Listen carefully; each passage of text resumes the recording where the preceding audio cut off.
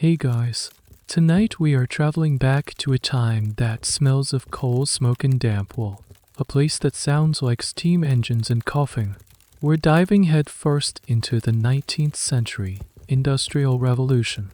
But we're not here to talk about the brilliant inventors or the powerful tycoons. Instead, we're going to walk in the worn-out shoes of the young women who lived and worked in the heart of it all. We're going to explore the crushing, almost cruel, beauty standards they faced. It's a story about trying to look like an angel while living in a world covered in soot. And frankly, if you were dropped into this reality, your biggest concern probably wouldn't be your complexion, it would be surviving the day. So before you get comfortable, take a moment to like the video and subscribe, but only if you genuinely enjoy what I do here. And in the comments, let me know what city you're listening from and what time it is for you. It's always a quiet thrill to see how far these stories travel. Now, dim the lights, maybe turn on a fan for that soft background hum, and let's ease into 2 nights' journey together. The first thing you're aware of isn't a sight, but a sound. A long, mournful cry that cuts through the dim, gray air. It's the factory whistle, the real rooster of this new Iron Age.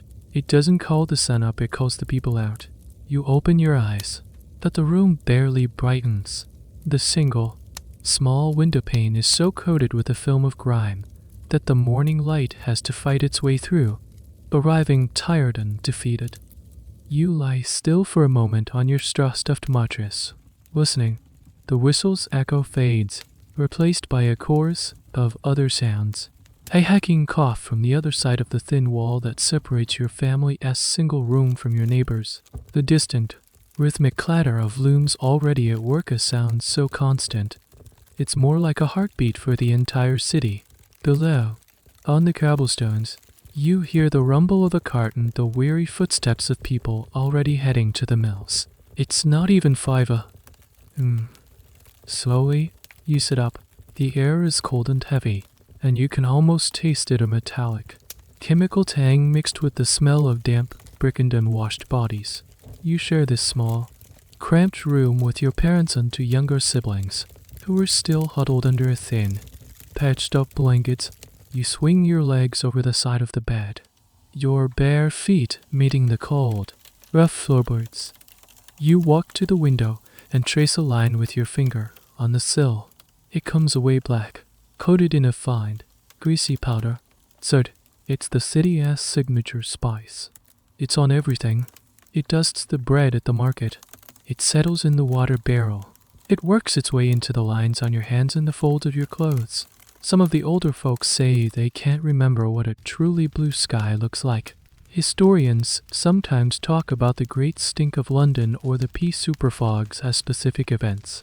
But for you, this pervasive grime isn't an event, it's the very atmosphere you breathe. This is your world. A sprawling, chaotic city that grew faster than it could think. A place of incredible invention and incredible squalor. Existing side by side, your life is governed by the whistle. Your landscape is a forest of smokestacks, and your air is a cocktail of smoke and fog. In this world, the idea of beauty feels like a cruel joke, a story told about people on another planet. And yet, the idea is there. It whispers from the pages of a penny dreadful novel you once glimpsed. It stares back from the carefully composed face of the factory owner's wife when her carriage rattles past, and it's murmured about among the other girls during the rare moments you have to catch your breath. There's a strange and persistent belief, a kind of collective fantasy, that you can somehow wash this world off your skin, that you can, and should, look untouched by it all. The ultimate mark of a lady, the sign of wealth and leisure, is a complexion as pure and white as fresh snow. It's a look that says you've never seen a factory floor, never hung laundry in a soot-filled alley, never felt the grit of coal dust settle on your face. You look at your reflection in the small, cracked piece of mirror you own. The light is poor, but you can see the faint smudges under your eyes that aren't just from lack of sleep. You can see how the city has already started to write its story on your face. And in this moment, the quiet, Desperate question forms in your mind in a world stained black. How could anyone possibly be white? The absurdity of it all is staggering. Historians and sociologists still debate the complex class mechanisms and social pressures that created these ideals. But for you, it's much simpler. It's the impossible, looming task that awaits you every single morning, even before the challenge of the workday begins. That single, desperate question hangs in the air, fogging the cracked mirror just as your breath does. How could anyone possibly be white? The answer is simple and brutal, you couldn't. Not if you were a person like you. This whiteness, this celebrated pallor, wasn't just a beauty trend. It was a uniform. It was the visual language of class, and every woman was expected to speak it, whether she could afford to or not. Think of it this way: in your world, nearly every job that paid a wage involved getting dirty. If you worked in the fields surrounding the city, the sun would bake your skin brown. If you toiled in a factory, the soot and grease would seep into your pores. If you were a domestic servant, you'd be scrubbing floors and polishing grates, your face flushed from the heat of the kitchen fire. To be pale, genuinely and effortlessly pale, was to announce to the world without saying a word, I do not work. I do not have to. It was the ultimate status symbol, more potent than a fine dress, because a dress could be imitated. A complexion that looked as if it had never been touched by sunlight or hardship, that was a testament to a life of leisure, of indoor afternoons spent reading poetry or doing delicate embroidery. It meant you had servants to do the dirty work. It meant your husband or father was wealthy enough to keep you like a doll in a pristine box. That's why you'd see the factory owner's wife glide by in her carriage, her face a perfect, serene oval of white under her bonnet. She wasn't just a woman, she was a walking, breathing advertisement for her husband's success. This obsession created a peculiar kind of hierarchy. The darkest, most sun-beaten skin belonged to the agricultural laborers, the country folk you and the other city dwellers looked down upon, even as you yourself were near the bottom of the ladder. Tan wasn't exotic or healthy, it was rustic.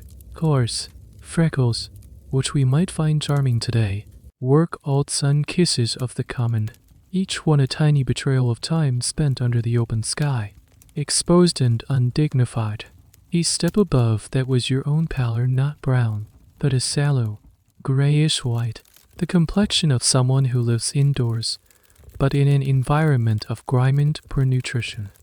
The ideal, the pinnacle, was that luminous, almost translucent whiteness, a skin so pale you could supposedly see the fine blue veins beneath. It was often described in the popular novels of the day as alabaster or ivory. It signaled not just wealth, but a kind of high feminine delicacy. A woman with such skin looked as if a strong wind might knock her over, as if the harsh realities of the world were simply too much for her fragile constitution. And this is where the whole thing gets even more complicated. A point that historians still puzzle over. Was this ideal of fragility purely a class signifier, a way to show you were above physical labor? Or was it also deeply entangled with the cultural romance of sickness? The romantic poets and artists of the era were fascinated by tragedy. They wrote about beautiful, sensitive heroines who would waste away from consumption tuberculosis, their beauty supposedly heightened by their illness. The fever gave them sparkling eyes, the weight loss gave them a gaunt, ethereal frame, and the disease itself gave their skin a ghostly, porcelain-like pallor. Academics continue to debate which came first, or was more influential, the socio-economic drive to appear idle, or the cultural trend that made looking sickly the height of tragic beauty. Was the consumptum chic, as some have termed it, a direct result of women wanting to look like the heroines in Lord Byron's poems? Or was it simply that the real-life disease, which was rampant, happened to produce symptoms that conveniently aligned with the existing beauty standard of paleness for you? The debate is meaningless. The result is the same. The message from every part of society was clear: to be beautiful, to be desirable, You must look as if you are untouched by work, sunlight, and even by robust health itself. So you stand there, in your cold, tiny room, a million miles away from the life that this beauty standard represents. You are not a lady of leisure. You are not a tragic heroine in a novel. You are a worker. Your body is a tool to earn a few shillings a week to help your family survive. And yet, you are expected to present that body as if it's a delicate, ornamental object. This isn't just about vanity. In a world where a woman's primary path to social mobility, or at least to a life slightly less grueling, was through marriage, your appearance was your resume. It was your letter of introduction. A pale face, even one achieved through artifice, might catch the eye of a shop clerk or a foreman, someone who could offer a life away from the deafening roar of the factory floor. So that paleness becomes a passport. A forced one, perhaps, and a dangerous one to procure, but a passport nonetheless. It's a ticket to a dream, and as you stare at your reflection in the dim light, you know you have to try and get one. The cracked mirror offers no solutions, only a reflection of the problem. Your face, in this weak morning light, looks tired. It's the face of a 16-year-old, but with the shadows of a much older woman starting to gather around the eyes. The city has left its mark, a faint but stubborn layer of grit that seems to have settled not just on your skin, but within it. You can't afford the fancy creams and lotions advertised in the women's magazines you sometimes see displayed in shop windows, those potions made with exotic ingredients like spermaceti or almond oil. Your resources are far more humble. You turn away from the mirror and move quietly so as not to wake the others. You go to the corner of the room where a small wooden crate holds your family's meager food supplies. You reach past the half loaf of stale bread and the small sack of oats. Your fingers close around a small, lumpy cloth bag. This is your beauty kit. You untie the string and tip the contents into your palm. It's not much. A small lump of chalky white stuff and a few hardened crusts of bread. It's a trick you learn it from one of the older girls at the factory. A desperate piece of kitchen table chemistry. You take the bread crusts and carefully, methodically, rub them against the soot-blackened bricks of the hearth. The goal isn't to clean them, but to char them. You toast them until they are burnt to a deep, uniform black. These will be for your eyebrows, to give them a bit of definition, a dark arch that makes your eyes look bigger, more expressive. It's a tiny detail, but in a world of smudges, a clean line feels like an act of rebellion. The real work, though, is the face. You take the chalky lump, some say, it's just crushed chalk. Others whisper, it's a bit of lime plaster scraped from a new building, and you crumble it into a small, chipped saucer. Then you add a few precious drops of water from the jug, stirring it with your finger until it forms a thin, milky paste. This is your foundation, your whitener. Historians looking back might analyze the chemical composition of street's old cosmetics. But for you, the science is simple. Will it make you look paler? You lean in close to the mirror again, your face just inches from the cracked glass. You dip your fingers into the gritty white liquid and begin to apply it. The sensation is strange. It's cold and clammy, and it smells faintly of damp earth and minerals. You spread it as evenly as you can across your cheeks, your nose, your forehead, your chin. You have to be careful. Too thick, and it will cake and crack as soon as you smile, revealing the deception. Too thin, in the natural, sallow color of your skin will show through. It's a delicate art. Learn it through trial and error. You can feel the paste starting to dry, tightening on your skin like a mask. It feels stiff, unnatural. When you try to move your mouth, you can feel the pull. This is the face you will present to the world today. It's a fragile shield. You know it won't last. The steam in the factory will make it run. The sweat from your labor will create little rivers of white down your neck. The lint and dust in the air will stick to its slightly tacky surface, creating a new layer of grime by midday. But for a few hours, in the dim morning light, as you walk to the factory, you might pass for something better. This practice of using household substances for makeup was incredibly common. Yet, it's one of those details often lost in the grand narratives of industrial progress. While the wealthy were using preparations containing pearl powder, the working poor were using what they could find: flour, rice powder, and, most dangerously, lead-based powders were all part of this desperate arsenal. There's a particular, strange little fact here: some women would use breadcrumbs for more than just a burnt eyebrow pencil.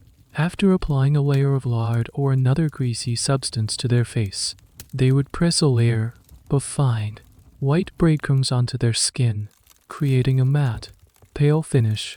It sounds absurd, like a fairy tale gone wrong, but it speaks to the level of ingenuity born from poverty and desire.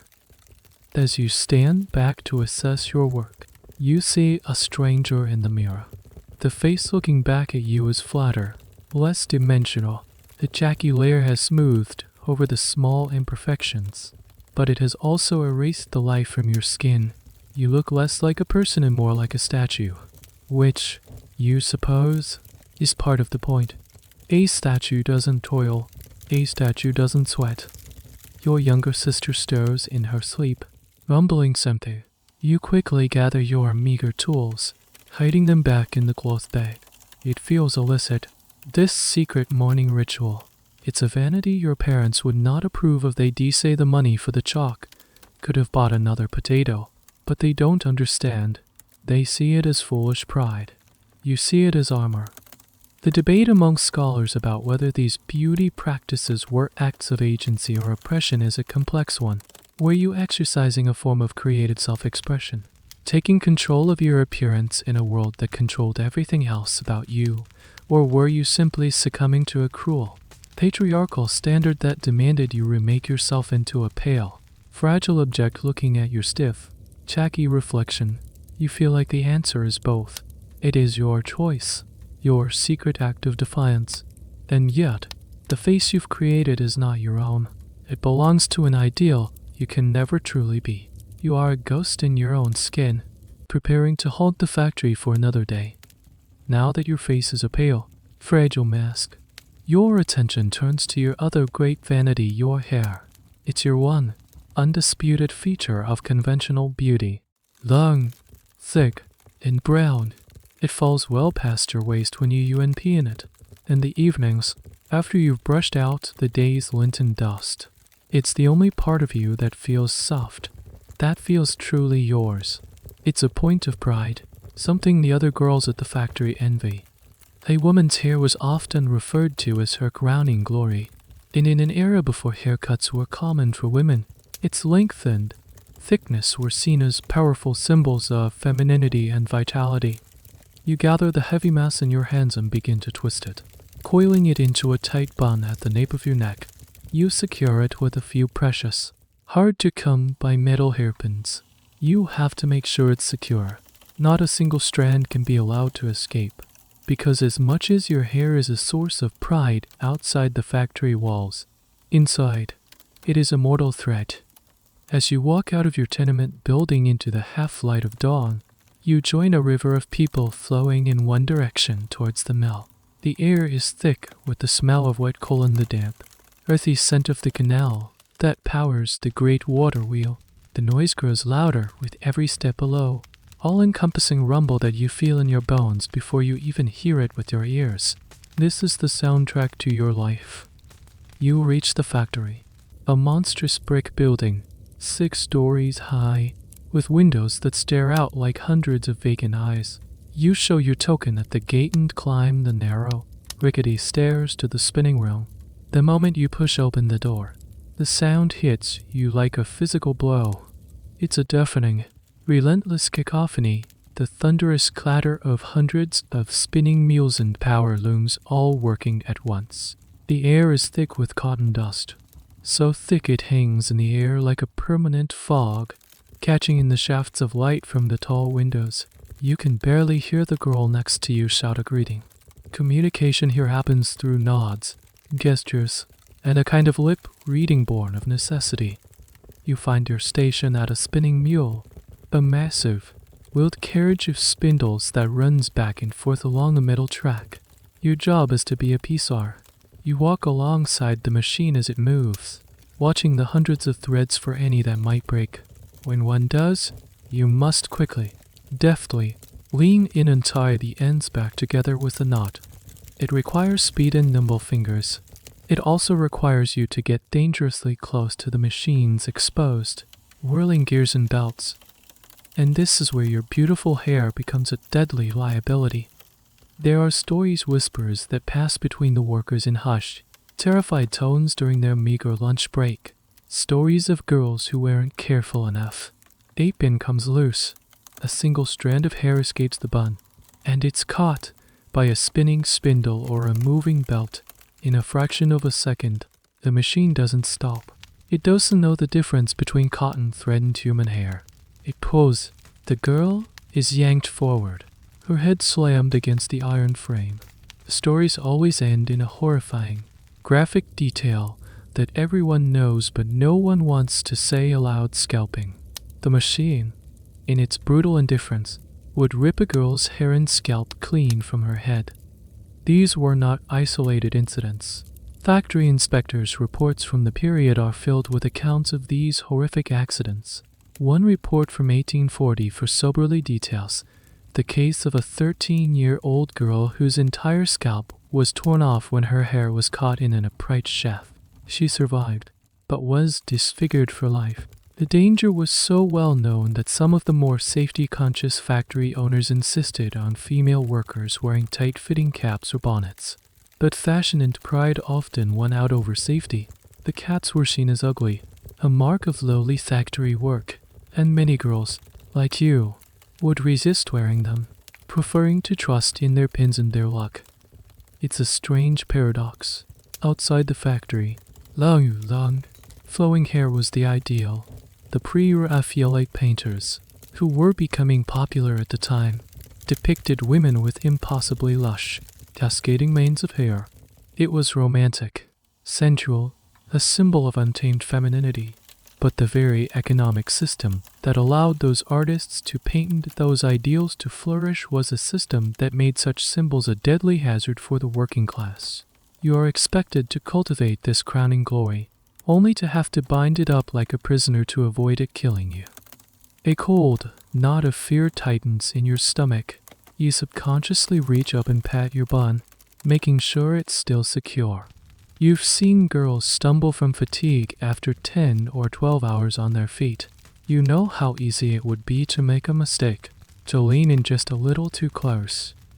There's a little known, and rather sad, detail related to this. Sometimes, when a family was truly destitute, a girl's long hair was the last thing of value she possessed. It could be sold to wig makers for a few precious shillings. The decision to cut and sell one's hair was a moment of ultimate desperation, a shearing away of identity and femininity for the sake of survival.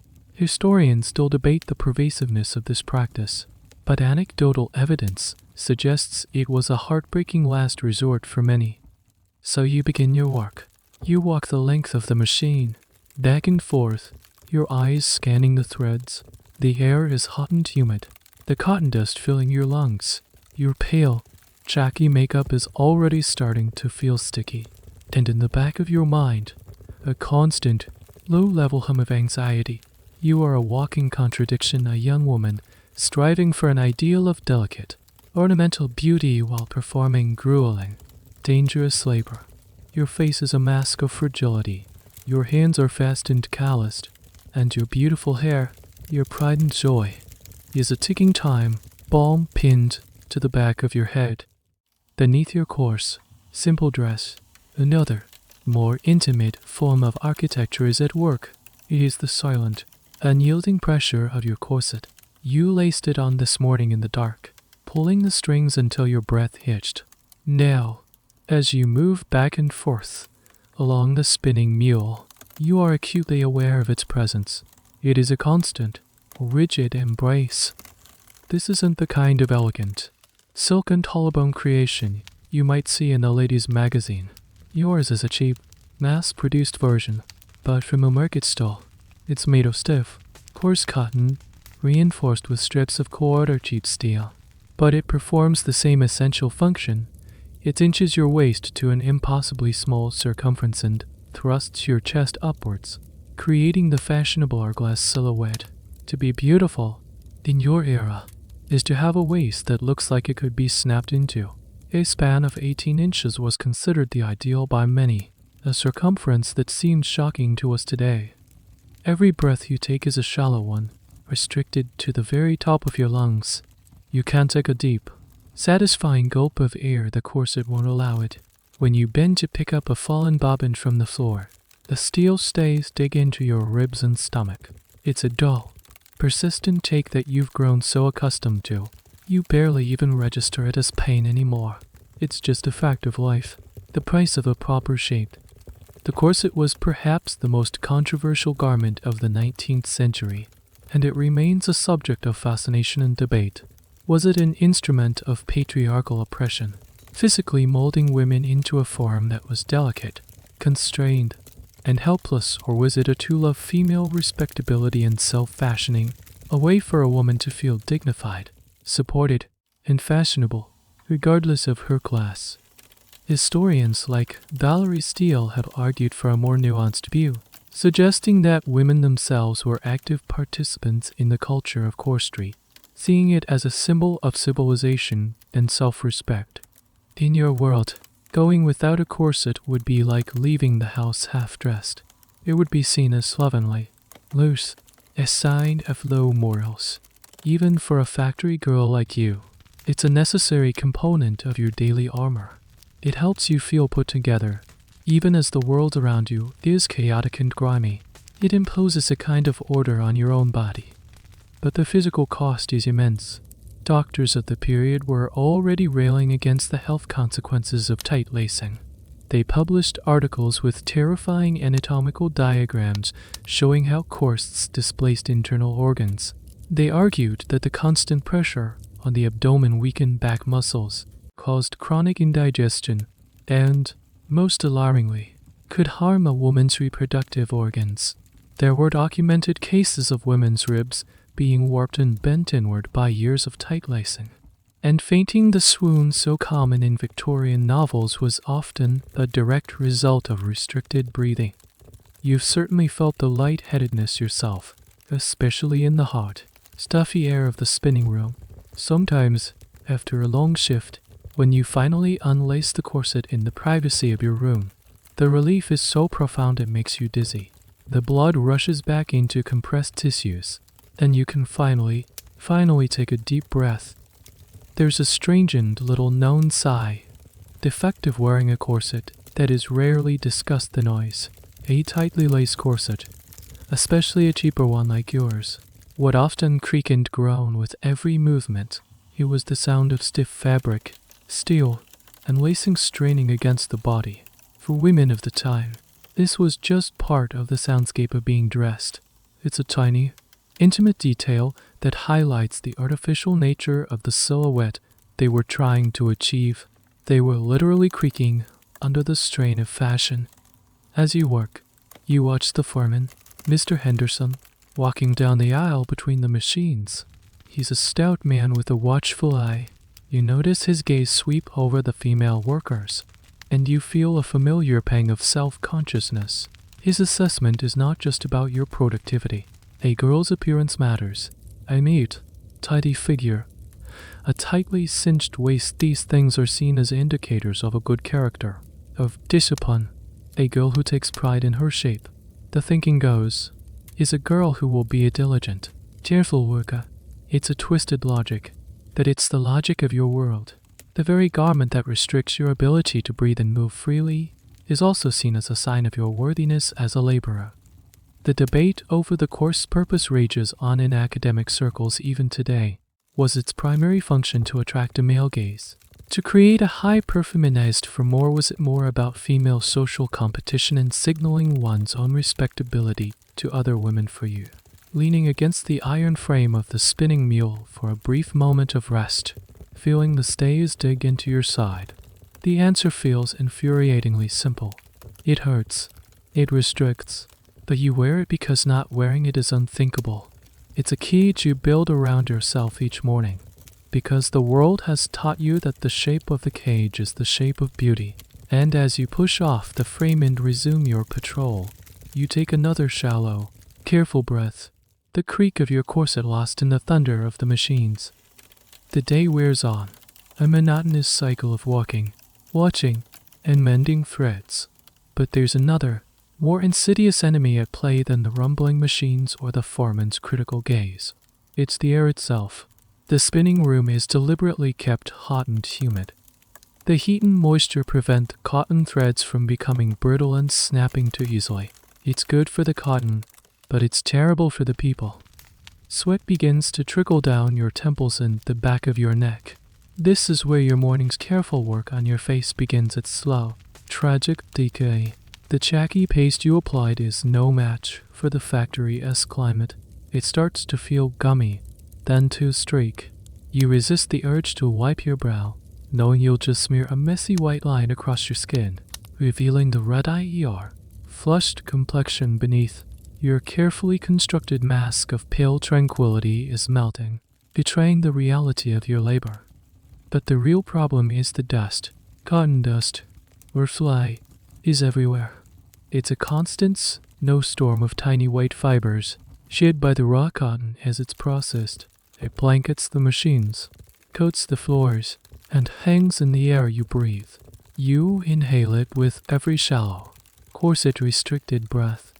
At first, it just tickles your throat, forcing a dry, hacking cough that you try to stifle. But hour after hour, day after day, week after week, the dust works its way deeper into your lungs. The older women in the factory have a permanent, rattling cough. They call it mill fever or brown lung disease, known medically as by SSinosis. It was the characteristic occupational disease of textile workers. At the time, its cause was poorly understood. Some mill owners insisted it was just a temporary seasoning sickness that new workers had to get used to. But you see the evidence of its true nature all around you. You see women in their 30s who are perpetually short of breath, who can't climb the factory stairs without stopping to gasp for air. This constant lung irritation is the ultimate beauty killer. It gives you a persistent cough that redness your face, making your pale makeup look even more absurd. It makes your eyes water, causing your carefully charred eyebrow markings to run. In a culture that prized a serene, placid expression, a hacking cough was a sign of disease and low station. It was the audible evidence of your place in the world.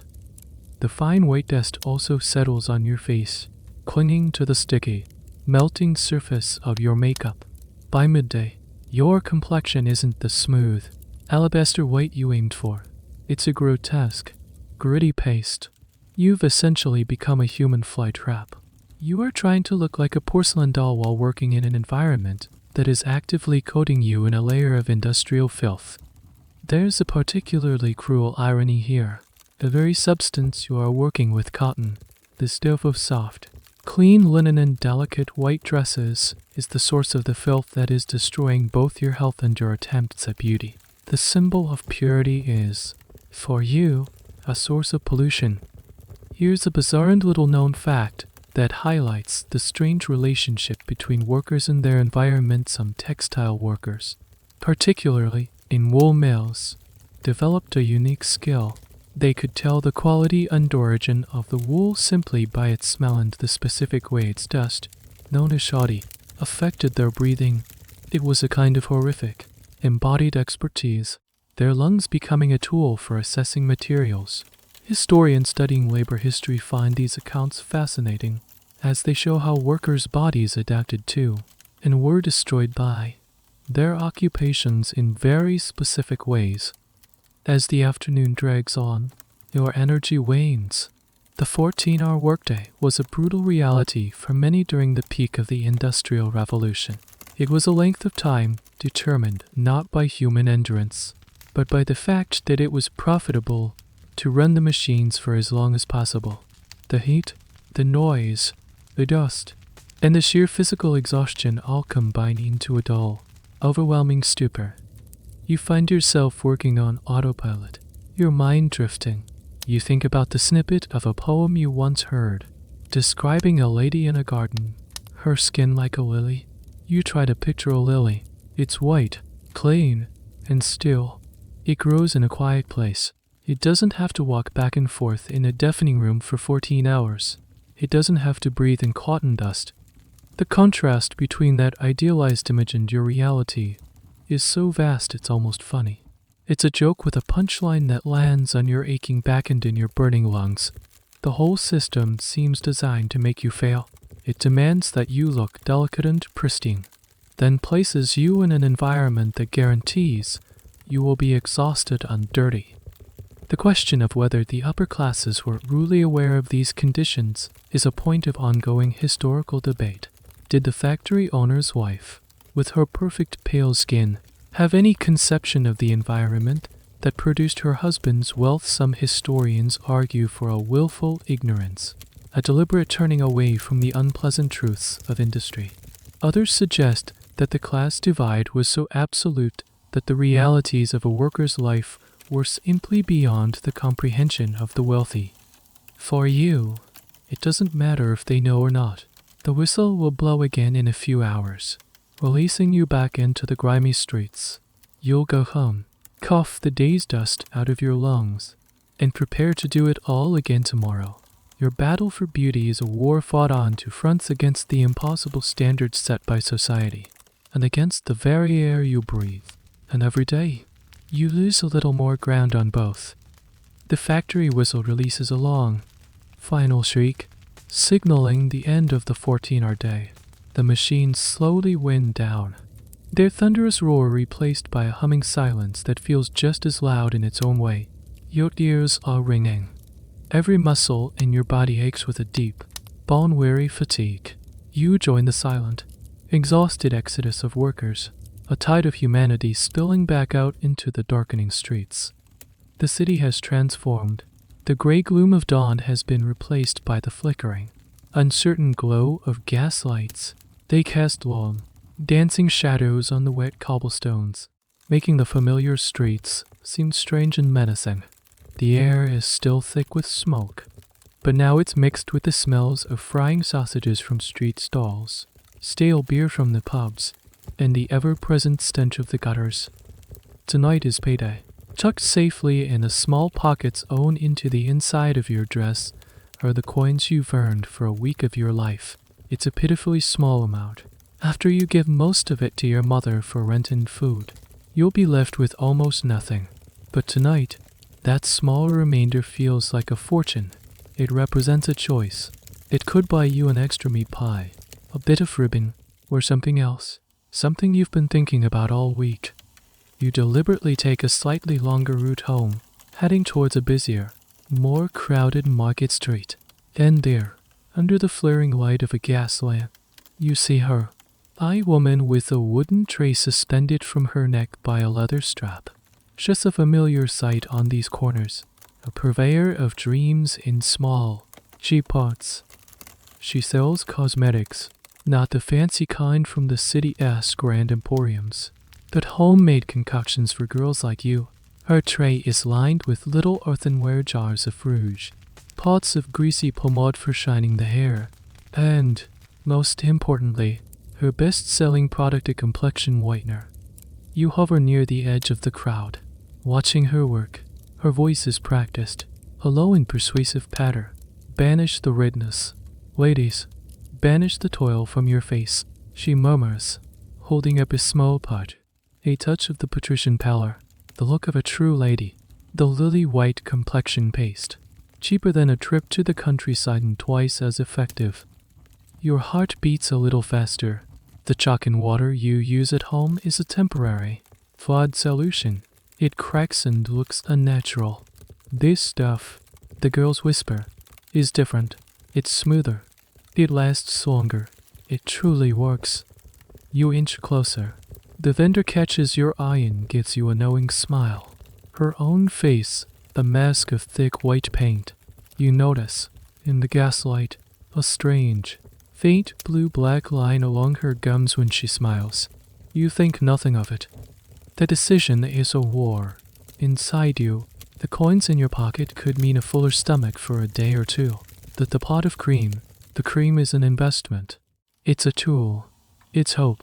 With a smoother, whiter complexion, maybe the foreman will be less likely to shout at you. Maybe you'll look less like a common factory hand and more like a girl who deserves a bit of respect. Maybe that shop boy you see on your way to work will finally notice you. Finally, your desire wins out over your practicality. You approach the woman, your hand clutching your coins. You point to one of the small white pots. The transaction is swift and furtive. You press the coins into her palm, and she presses the cool, heavy little jar into yours. It feels like a secret, illicit treasure. You hurry away, slipping the pot into your pocket. You don't know what's in it. Not really. The vendor certainly doesn't advertise the ingredients. But what makes these cheap street cosmetics so effective is also what makes them so dangerous. Their primary ingredient is oft unlead, specifically white lead carbonate. It was cheap. It was widely available because of its use in paint. And it was incredibly effective at creating an opaque, smooth, white layer on the skin. This is where your story intersects with a slow, creeping poison.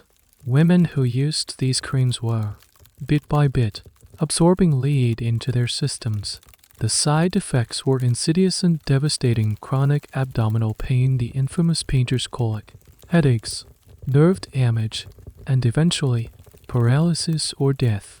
The blue-black line you saw on the vendor's gums was a classic sign of lead poisoning, known as a Burton's line. The tragedy is that she was likely poisoning herself with the very product she was selling. Historians are divided on the level of consumer awareness at the time. Some argue that whispers of painters' colic and other lead-related illnesses were common enough that many women were making a calculated risk, weighing the known dangers against the perceived social benefits of beauty. Others contend that in a world filled with so many immediate dangers, factory accidents, cholera, starvation, the long-term threat from a face cream seemed abstract and distant. For most, the promise of immediate beauty simply outweighed the vague possibility of future illness. A particularly grim and little-known aspect of this was the so-called Saturnine look. In alchemy, the planet Saturn was associated with the metal lead. Doctors sometimes noted that the early stages of lead poisoning produced a certain melancholy, sallow, pale look. It's a horrific thought the poison itself could, for a time, produce an effect that mimicked the tragic, sorrowful beauty that was so in vogue. You reach the dark, narrow doorway of your tenement building, the sounds of the market fading behind you. You pause for a moment, your hand on the precious pot in your pocket. You feel a strange mix of guilt for your extravagance and a thrilling sense of hope. Tonight, you'll wash the factory from your face, and tomorrow, you will paint on a new one, a smoother, whiter, more beautiful face. A face bought with your hard-earned wages, from a pot of poison you believe to be a jar of dreams. Back in the cold, cramped space you call home, you wait until your family is asleep.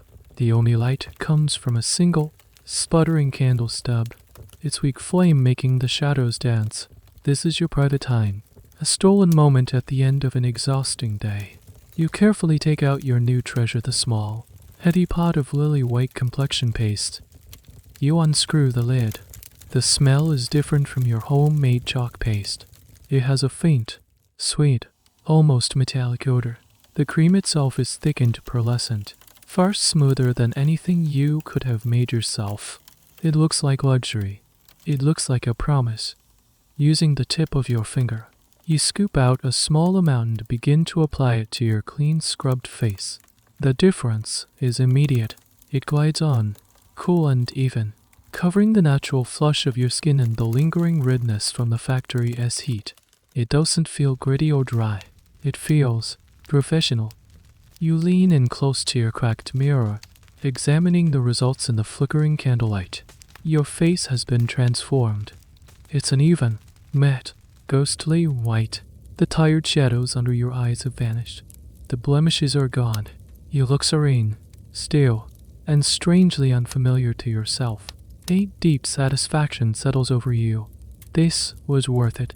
This is the face of a lady, or at least a convincing imitation of one.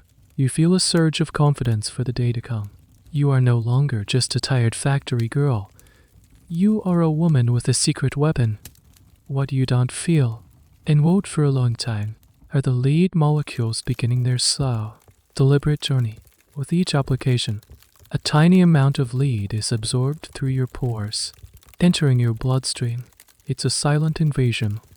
Lead is a master of mimicry. In the body, it behaves like calcium, which is why it gets deposited in your bones and teeth, where it can remain for decades. But it also wreaks havoc on your nervous system. The first signs are subtle, easy to dismiss as part of the general hardship of your life. You might feel more tired than usual, a deep weariness that sleep doesn't seem to cure. You might experience a persistent, low-grade headache or a strange metallic taste in your mouth. You might become more irritable, quicker to anger or to tears. You would never connect these feelings to the innocent-looking pot of cream. You'd blame the long work hours, the poor food, the stress of poverty. As the weeks and months of use go on, the symptoms would become more pronounced. The abdominal pains the painter's colic would start, sharp, cramping pains that would leave you doubled over. Then, perhaps, the weakness in your wrists and hands, a condition known as wrist drop, a form of nerve damage that was a hallmark of lead poisoning. For a factory girl whose livelihood depends on the speed and dexterity of her hands, this would be a catastrophe. The elegance of the poison is its cruelty. The very thing you are using to improve your social standing and secure a better future is systematically destroying the physical tools you need to work and survive. One of the most tragic and lesser-known consequences of lead-based cosmetics was their effect on pregnancy. Lead can cross the placental barrier, poisoning a developing fetus. It was a significant, though often unrecognized, cause of miscarriage, stillbirth, and developmental problems in infants. A woman using these creams to make herself more attractive and marriageable might, in the process, be unknowingly rendering herself unable to have healthy children, which was, ironically, a primary expectation of marriage.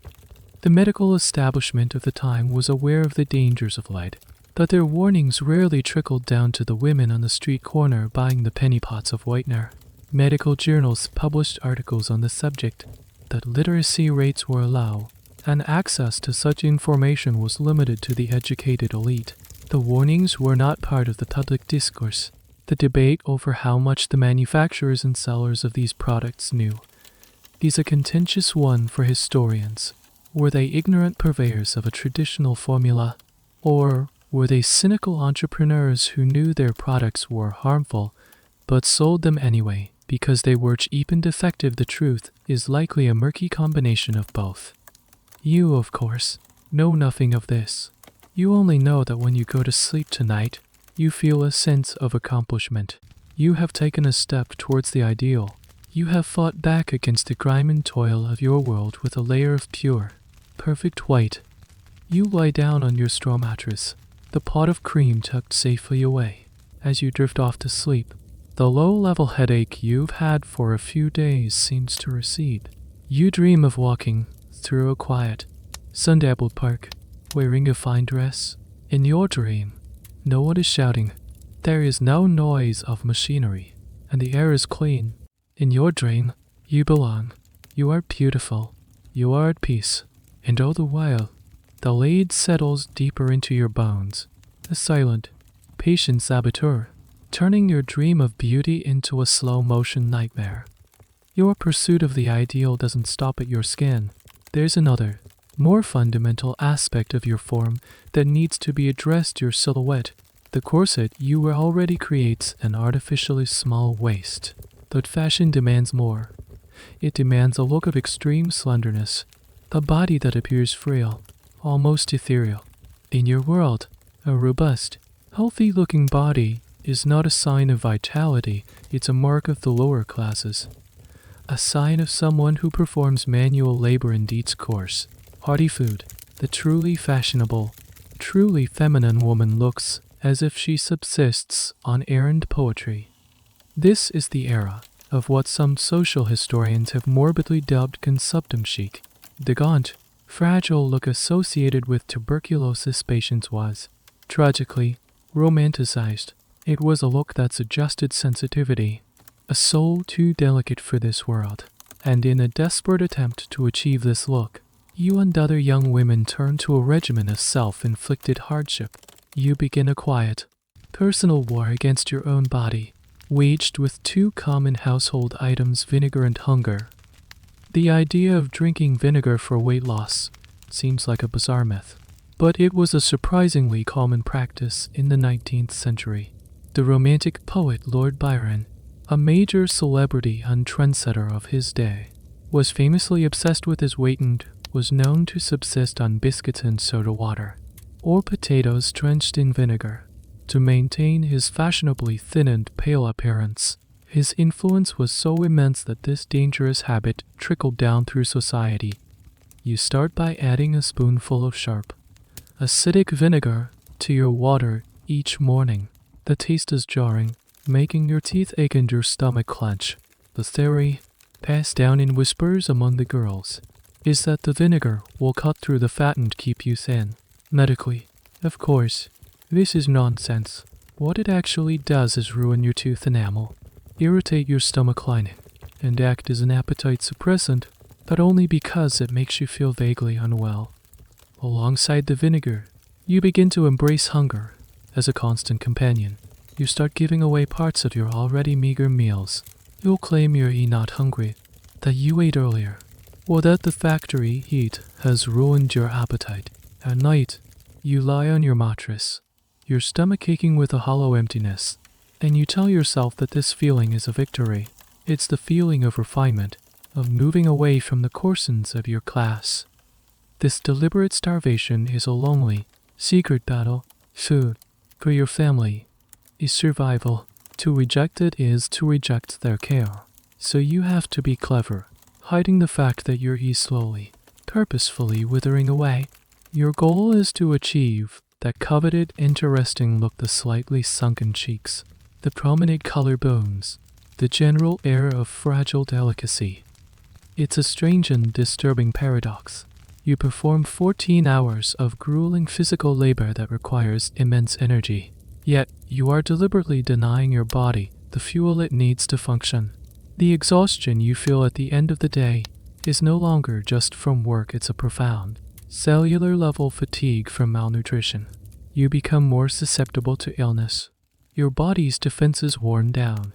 A simple cold could now escalate into something much more serious. One of the more peculiar and less discussed aspects of this trend was the vinegar valentine. In the mid-19th century, along with sweet, romantic Valentine's Day cards, there was a whole market for vinegar valentines, which were nasty, insulting, satirical cards. A common target for these cards was women who were perceived as being too vain or too focused on fashion. A card might mock a woman for using cosmetics or for her extreme thinness. This shows a fascinating cultural tension. While the dominant beauty standard demanded women be pale and thin, society also reserved the right to mock them for the artificial and unhealthy efforts required to achieve it. You were judged if you didn't meet the standard, and judged if you were seen to be trying too hard. The academic debate around this topic is intense. Were these women suffering from eating disorders as we would understand them today? Like anorexia nervosa, the term anorexia was first coined in the 1870s. Right in this period, as doctors began to recognize this pattern of self-starvation as a specific medical condition. Or was this behavior purely a response to social and cultural pressures, a performance of delicacy rather than a true psychological disorder? Historians and medical experts continue to argue about the origins and nature of the condition. But for you, the labels don't matter. The reality is this: you are caught in a devastating feedback loop. The lead-based cream you use on your face is making you feel sick, causing headaches and stomach pains, which in turn reduces your appetite. You interpret this loss of appetite not as a symptom of poisoning, but as a success in your quest for thinness. The vinegar irritates your stomach further. The deliberate starvation weakens your body, making you more vulnerable to the poisons you're absorbing and the diseases that are rampant in your crowded city. You are slowly dismantling yourself, piece by piece, in the name of an impossible ideal. You are trading health for aesthetics, vitality for vanity. You see your reflection in the shop windows as you walk home, and for a fleeting moment, you see what you want to see: a figure that looks more slender, a face that is pale and wan. You mistake the signs of illness for the signs of beauty, because that is what your entire world has taught you to do. Your pursuit of a frail, ethereal look is not happening in a vacuum. It's reinforced by the most popular and romanticized tragedy of your air consumption. We know it today as tuberculosis, or TB, a bacterial infection of the lungs. In the 19th century, it was the White Plague, a mysterious and terrifyingly common disease that cut us through all levels of society, but hit the poor and malnourished the hardest. And yet, in a bizarre and tragic cultural twist, this deadly illness was imbued with a sense of romantic glamour. You see it in the art and literature of the time. The heroines in the popular novels you might borrow or read in serialized form in the newspaper are often afflicted with a delicate, lingering illness. They don't suffer from cholera, which was sudden and undignified, or smallpox, which was disfiguring. They waste away beautifully. Their illness enhances their feminine appeal, making them seem more sensitive, more spiritual, their beauty more poignant, because it is so fleeting. The symptoms of tuberculosis lent themselves perfectly to this romantic narrative. Sufferers often experienced a low-grade, persistent fever, which caused their eyes to appear unusually bright and sparkling. The dramatic weight loss resulted in the gaunt, slender frame that was so fashionable and most prized of all. The disease often produced a pale, almost translucent complexion, sometimes with a touch of a rosy flush on the cheeks from the fever, a look that was considered the epitome of delicate beauty. In a sense, the ideal beauty standard of the era was the face of a person in the early stages of a fatal respiratory disease. This romanticization was so pervasive that healthy young women, like you, began to actively mimic the symptoms of TB. Your use of lead-based whiteners, your self-imposed starvation, it's all part of an effort to achieve the conceptum look. Some women even went further.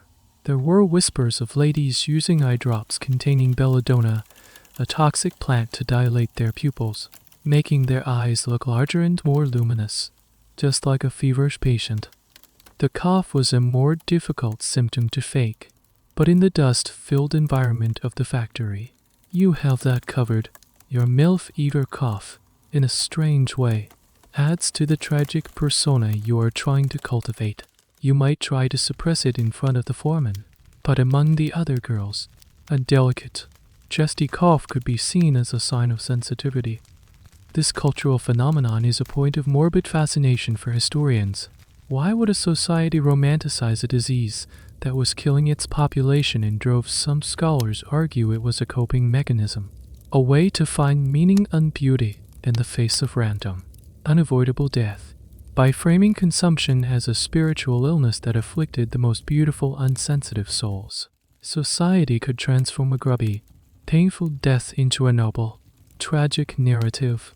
It was a way of controlling the uncontrollable. Others argue that it was deeply tied to patriarchal ideas of female passivity. The consumptum woman was the ultimate passive female, weak, bedridden, and completely dependent on others. She was beautiful, but posed no threat. She was an object of pity and adoration, not an active participant in the world.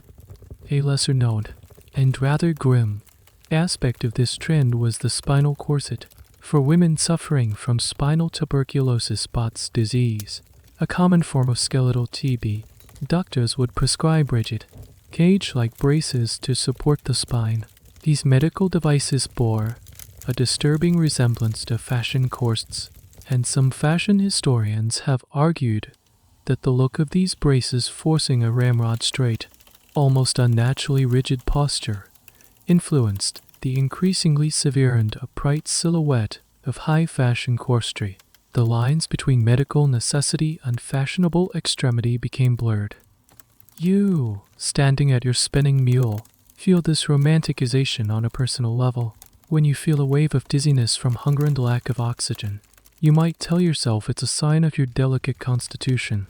When you look in the mirror and see a paler, thinner face staring back, you see progress. You are actively, if unconsciously, making yourself sick in order to look fashionably sick. The reality of tuberculosis, of course, was anything but romantic. It was a disease of poverty, of overcrowded housing and poor sanitation. It was a disease of coughing up blood, of drenching night sweats, of a slow, suffocating decline. The beautiful consumptum heroine of the novels rarely had to contend with the grim realities of the illness. Her fictional death was clean, poetic, and usually involved a final, eloquent speech. The real deaths, happening in tenements like yours all around the city, were agonizing and squalid. This is the great, tragic disconnect at the heart of your world. You are chasing a fantasy constructed from art and literature, a fantasy that conveniently ignores the brutal reality it's based on. The gap between the romance and the reality of consumption is a subject that historians who focus on medicine and culture continue to explore, because it reveals so much about the 19th century psyche, its aspirations, its fears, and its profound capacity for self-deception. So you continue your dangerous mimicry, mistaking the symptoms of malnutrition, poisoning, and lung disease for progress towards a beautiful ideal. You are playing a role, the tragic heroine, unaware that in your world, the tragedy is all too real, and the final act is not poetic. The transformation you seek is a meticulous, piece-by-piece project. You have addressed your face, your figure, and your fragility. But there is one part of you that remains stubbornly, shamelessly honest. Your hands, they are the traitors to your cause, the undeniable evidence of your life's labor. While your face might be a pale, powdered mask of leisure, your hands tell the truth.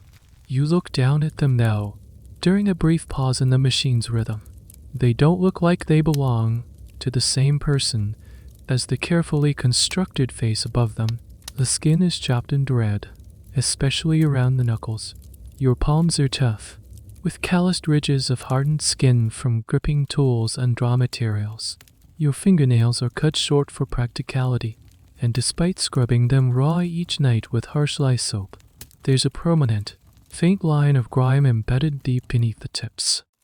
These are not a lady's hands. A lady's hands are her ornaments. They are smooth, white, and soft, with long, almond-shaped nails. They are hands that have never been plunged into hot, soapy water, never been pricked by a needle in frantic piecework, never been scraped against the iron frame of a machine. The ideal hand was one that looked utterly useless, its sole purpose to be admired as it rested delicately in a lap or held a porcelain teacup. Your hands, by contrast, are tools. They are functional, strong, and marred by work. They are a walking, gesturing billboard that screams your social class to anyone who looks. This disconnect between the idealized face and the working hand was a source of profound anxiety for women of your station. You could hide your tired pallor with powder, and cinch your waist with a corset, but your hands were constantly on display, constantly betraying your story. The primary defense against this betrayal was gloves. For upper-class women, gloves were an essential and complex part of the wardrobe, with different styles, colors, and materials for every time of day and occasion. There were short kid leather gloves for walking, long silk gloves for the opera, simple cotton gloves for wearing around the house. The etiquette surrounding them was bewilderingly complex. One had to know exactly when to wear them, when to remove them always at dinner, and how to do so with grace. For you, this world of glove etiquette is a distant fairy tale. You own one pair of gloves. They are made of cheap, slightly grayish cotton, and the stitching on one of the fingers is starting to come undone. They are your Sunday best, reserved for the one day of the week when you can pretend to be someone else. Putting them on is a ritual. The moment the coarse fabric covers your calluses, unstained nails, you feel a sense of relief, of transformation. Your hands are no longer a liability. They are, for a few hours, neutralized, hidden from the judgmental eyes of the world. But gloves can't be worn at work, so you resort to other, more desperate measures. At night, after your family is asleep, you engage in another secret beauty ritual. You take a small amount of unfat, smelly, greasy substance saved from the Sunday meal and you painstakingly massage it into your hands, working it into every crack and callus. The smell is unpleasant, but you've been told it's the only thing that will soften workers' hands. Then, you wrap your greasy hands in old rags, tying them at the wrists, and you sleep like that, your hands mummified in a desperate attempt to undo the day's damage. This practice of sleeping with hands coated in fat and wrapped in cloth or old gloves was a common, if rarely documented, part of the working woman's struggle for ladylike hands. The historical debate here touches on a woman's internal experience. Was the primary feeling associated with these hands shame, a deep-seated embarrassment at this unavoidable mark of class, or was there also a brewing sense of pride, a recognition that these hands, however rough, were what fed her and her family? Social historians argue about this, debating the emergence of a distinct working-class identity versus the pervasive desire to assimilate into bourgeois standards of femininity. For you, the feeling is a confusing mix of both. You are ashamed of your hands when you see the shopkeeper's daughter with her smooth, white fingers. You resent them for betraying your efforts. But there are also moments when you successfully tie a lightning-fast knot on a snapping thread, preventing a costly stoppage of the machine, that you feel a flicker of pride in their dexterity and strength. They are capable hands. They are survivors' hands. The contradiction is infuriating. Society celebrates the products of your labor, the cheap cotton cloth, the thread, the clothes, but it is ashamed of the hands that make them. It demands an aesthetic of idleness from the very people whose constant, relentless work props up the entire system. You are caught in a paradox, wanting to erase the very marks of the labor that allows you to live. As you clench your fists, feeling the rough skin of your palms, you are holding the central, unsolvable problem of your life right in your hands. All week long, you are a creature of the factory. Your life is a blur of gray streets, gray walls, and gray dust. But then comes Sunday. Sunday is a day of transformation, a collective performance in which the entire working class community participates. It's the day you get to wear your other identity. The preparations begin on Saturday night, after a 14-hour shift, when every bone in your body is screaming for rest. You must begin the laborious process of laundry. There is no washing machine, no running hot water. You and your mother haul buckets of water from the communal pump in the courtyard, heat it over the fire, and scrub the week's worth of grime out of your family as clothes in a large wooden tub, using harsh lye soap that leaves your hands even more raw and chapped. The goal is to have your one good dress clean and ready for the morning. On Sunday morning, the air in the tenement building is different. The factory whistles are silent. There's a sense of quiet anticipation. This is the day of the great masquerade. You begin your most careful and elaborate beauty ritual of the week. You take your time applying the lead-based lily white paste, ensuring a smooth, flawless finish. You painstakingly char a bread crust to darken your brows and lashes. You might even allow yourself the smallest, most discreet touch of rouge on your cheeks, a tiny pot of coloring made from carmine or, more dangerously, mercury-based cinnabar, bought from the same street vendor. You are not just covering the signs of work, you are painting a portrait of a different person, a person who lives a different life. Then comes the dress. It's made of cheap, printed cotton, an imitation of the more expensive fabrics worn by wealthier women. It has been mended a dozen times. The colors are slightly faded from countless harsh washings, but it is your most prized possession. Its cut follows the fashionable silhouette, with a tight bodice and a full skirt, which you wear over a homemade crinoline of stiffened cloth to give it the proper bell shape. And finally, the ultimate accessories of respectability, your cheap cotton gloves to hide your hands, and a simple bonnet to frame your carefully powdered face. When you step out of your building, you see that you are not alone. The street, usually filled with the gray, weary figures of workers, is now a promenade of color and effort. Other girls, just like you, have emerged in their Sunday best. Their faces are powdered, their dresses are clean, their hair is neatly styled. The men, too, have slicked down their hair and put on their one clean shirt and stiff collar.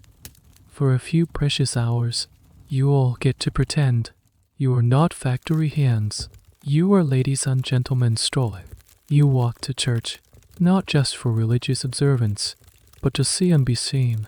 The church service is a kind of fashion parade, a place where you can assess each other's efforts, noting who has a new ribbon on her bonnet, or whose dress looks particularly fine.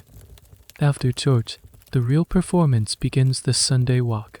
You and your friends will stroll through the nearest public park, a patch of green that serves as a communal stage. You walk with a slow, deliberate ladylike pace that is impossible during the week. You laugh and talk, mimicking the manners on speech you imagine the upper classes use, gleaned from penny dreadful novels and clandestine observation. This weekly ritual is incredibly important, and its function is debated by social historians.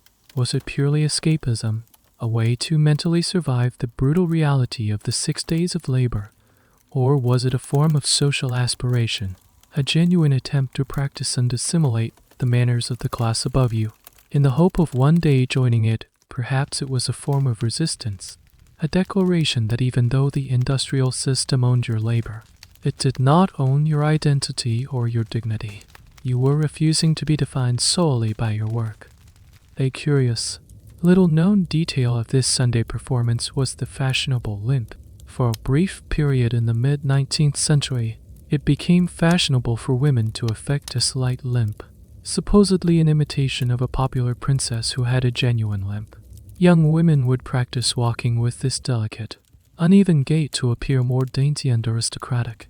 It's a perfect, if absurd, example of how a sign of physical infirmity could be rebranded as a mark of high fashion, tying back into the whole consumptum chic aesthetic. As you stroll through the park, you feel a sense of power. Your powdered face, your gloved hands, your full skirt, they are your costume, and they grant you a temporary, fragile confidence. You are playing a part, and for a few hours, you can almost believe it yourself. But the masquerade is always tinged with a quiet desperation. You know the clock is ticking. You know that the lily-white paste will have to be scrubbed off tonight. The dress will be put away, the gloves carefully folded. Then tomorrow morning, the factory whistle will blow again, and the illusion will shatter. The dream will end, and the gray reality will return. This Sunday best culture highlights the profound psychological burden placed on you. You have to maintain two completely separate identities: the exhausted, grimy worker and the aspiring, respectable lady. The effort required to switch between these two roles is immense. As the sun begins to set, casting long shadows across the park, a familiar melancholy begins to settle in. The masquerade is almost over. The performance is coming to an end. And as you turn for home, you are already bracing yourself for the person you will have to become again in the morning. The Sunday masquerade is over, and Monday morning has brought you back to reality with its familiar, jarring clang. Your one good dress is carefully put away, and you are back in your coarse, practical work clothes. But the legacy of Sunday and the accumulated grime of the previous week clings to everything. Today is not a factory day for your mother. It is laundry day, a battle that is just as grueling in its own way. In your world, washing is not a simple chore. It is an epic, all-day struggle against the pervasive filth of the industrial city. You have no running water, let alone hot water on tap, Every drop must be fetched in heavy wooden or galvanized iron buckets from a single, often polluted communal pump in the building's courtyard. It's back-breaking work, trip after trip up the dark, narrow stairs. The battlefield is a large, steaming wooden tub in the middle of your one-room home. The water is heated over the open fire, filling the tiny space with a thick, damp fog that makes the walls sweat.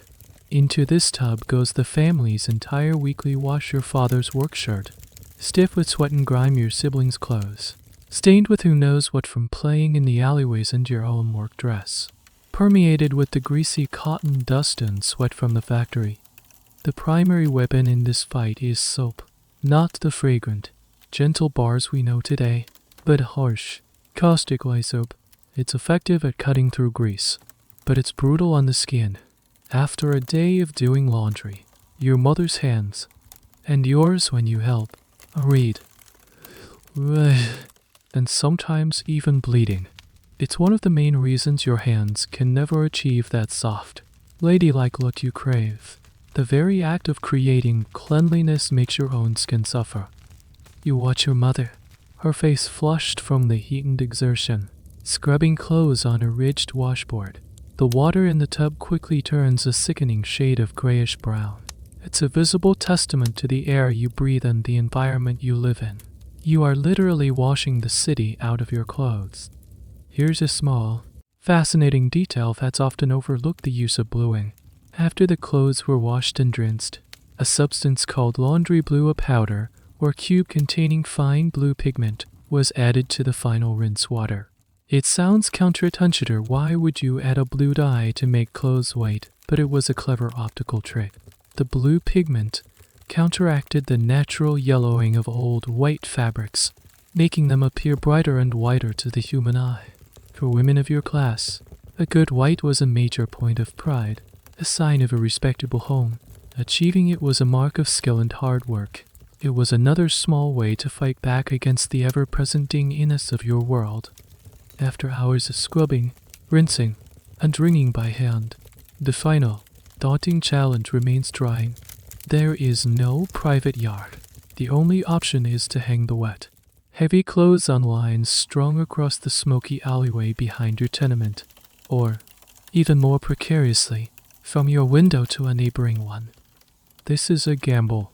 The clothes might dry, but they are also at the mercy of the atmosphere.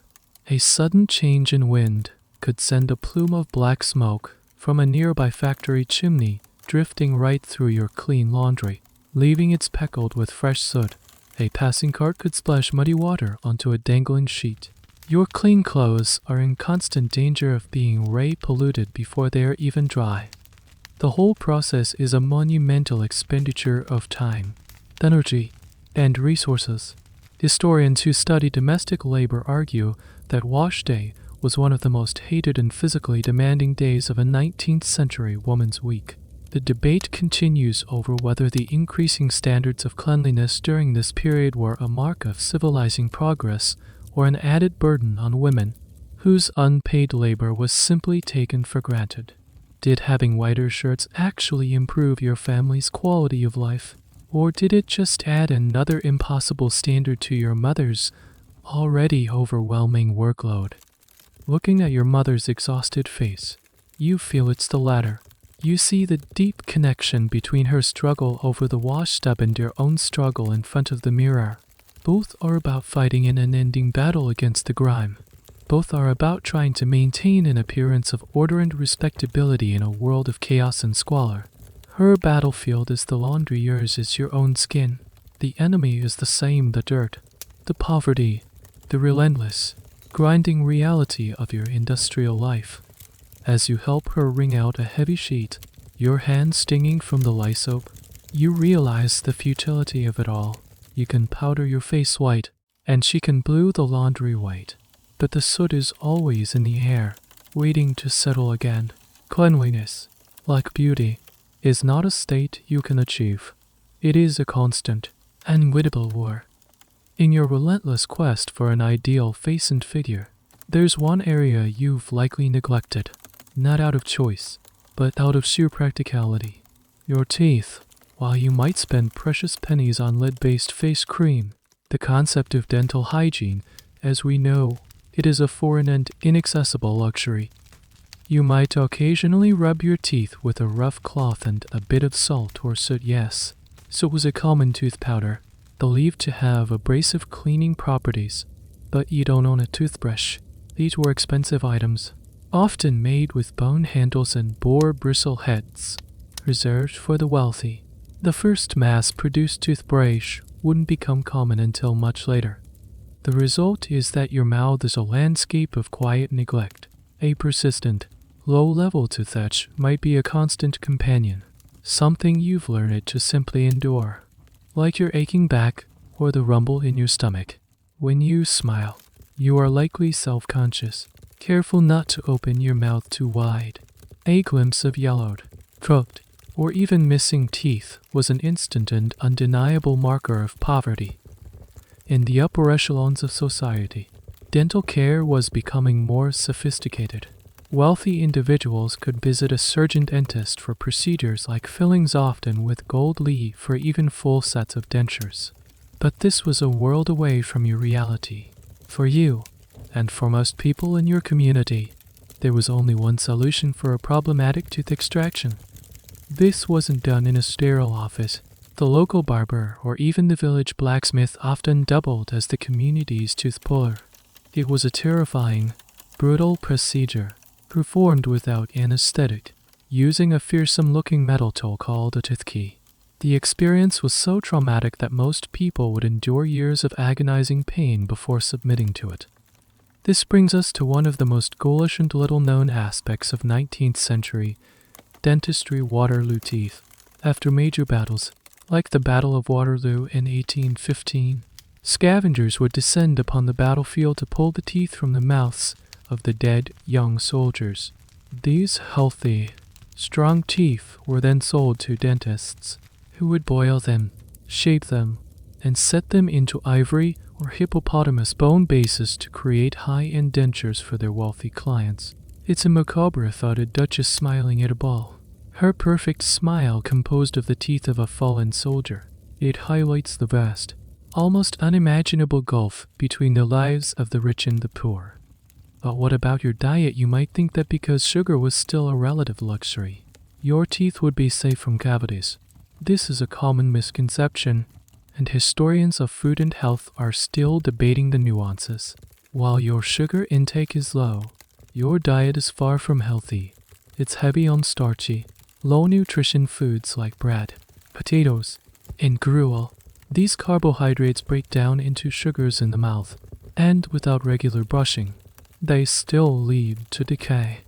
Furthermore, the general malnutrition you suffer from affects your entire body, including your oral health. A lack of vitamins and minerals weakens your gums and the underlying bone structure, making you more susceptible to gum disease and tooth loss. The state of your teeth has a direct impact on your beauty aspirations. A perfect smile, with white, even teeth, was considered a key feature of a beautiful face. The popular advice manuals for ladies stressed the importance of a pearly white smile. Your reality, however, is likely a source of quiet shame. You learn to smile with your lips closed. You learn to speak without showing your teeth. It's another layer of concealment, another part of yourself that must be hidden away from the world's critical gaze. This issue also creates a cruel catch-22. If a tooth becomes obsessed, the infection can cause severe facial swelling. This would be a disaster for you. Not only would it be incredibly painful, but it would grotesquely distort your face, ruining the pale, serene mask you work so hard to maintain. It would make you unable to work, and the only cure available to you, extraction, would leave a permanent gap in your smile, a lasting mark of your poverty. The academic debate here often centers on the dental determinism of the era. How much did a person's teeth dictate their social and economic opportunities? While it's hard to quantify, anecdotal evidence and social commentary from the time suggest it was significant. A person with a visibly ruined mouth would struggle to get a job in service or behind a shop counter, where their appearance was part of the package. They would be relegated to the jobs where they were not seen, like the factory floor or the mines. So you live with the quiet ticking time bomb in your mouth. You endure the dull aches. You practice your closed-lid smile in the cracked mirror. It's a reminder that your project of self-transformation is, and always will be, incomplete. You can whiten your skin, cinch your waist, and starve your body into a fashionable shape, but you cannot hide the fundamental story of poverty, a neglect written in your own bones. It's an intimate, painful secret that you carry with you every day. Another crack in the fragile facade of beauty you are so desperate to build. In the brief, precious moments of rest you can steal, your mind craves escape. You find it not in parks or music halls, which cost time and money you don't have, but in the cheap, sensational world of print. You find it in the penny dreadful. These were the mass market entertainment of your day, cheaply printed booklets or serialized stories that sold for a single penny. They were lurid, sensational, and wildly popular with the working classes. The stories were full of gothic horror, daring high wine, and, most importantly for you, tales of aristocratic intrigue. They featured beautiful, virtuous heroines, often of humble origins, who find themselves entangled with handsome, brooding lords in grand, mysterious mansions. You might not even own a full copy. Perhaps you read a few pages from a booklet that's being passed around among the factory girls, each person reading it in secret during a lull in the work. Or maybe you splurged a whole penny, and now you read it at night by candlelight, your lips moving as you sound out the words, the cheap paper rustling with every turn of the page. For you, these stories are more than just entertainment. They are textbooks. They are instruction manuals on how to be a lady. You devour the descriptions of the heroines, their alabaster skin, their ebony tresses, their willowy figures. These descriptions reinforce the beauty standards you are already striving for, giving you a clear, if fantastical, goal. They confirm that your efforts to be pale, thin, and long-haired are correct. But it's not just their appearance you study, it's their behavior. You learn about the language of the fan, how a lady could send secret messages with a flick of her wrist. You read about how they swoon gracefully when overcome with emotion, how they speak in refined, grammatically perfect sentences, and how they possess an innate sense of decorum and modesty. You try to practice these things in your own life.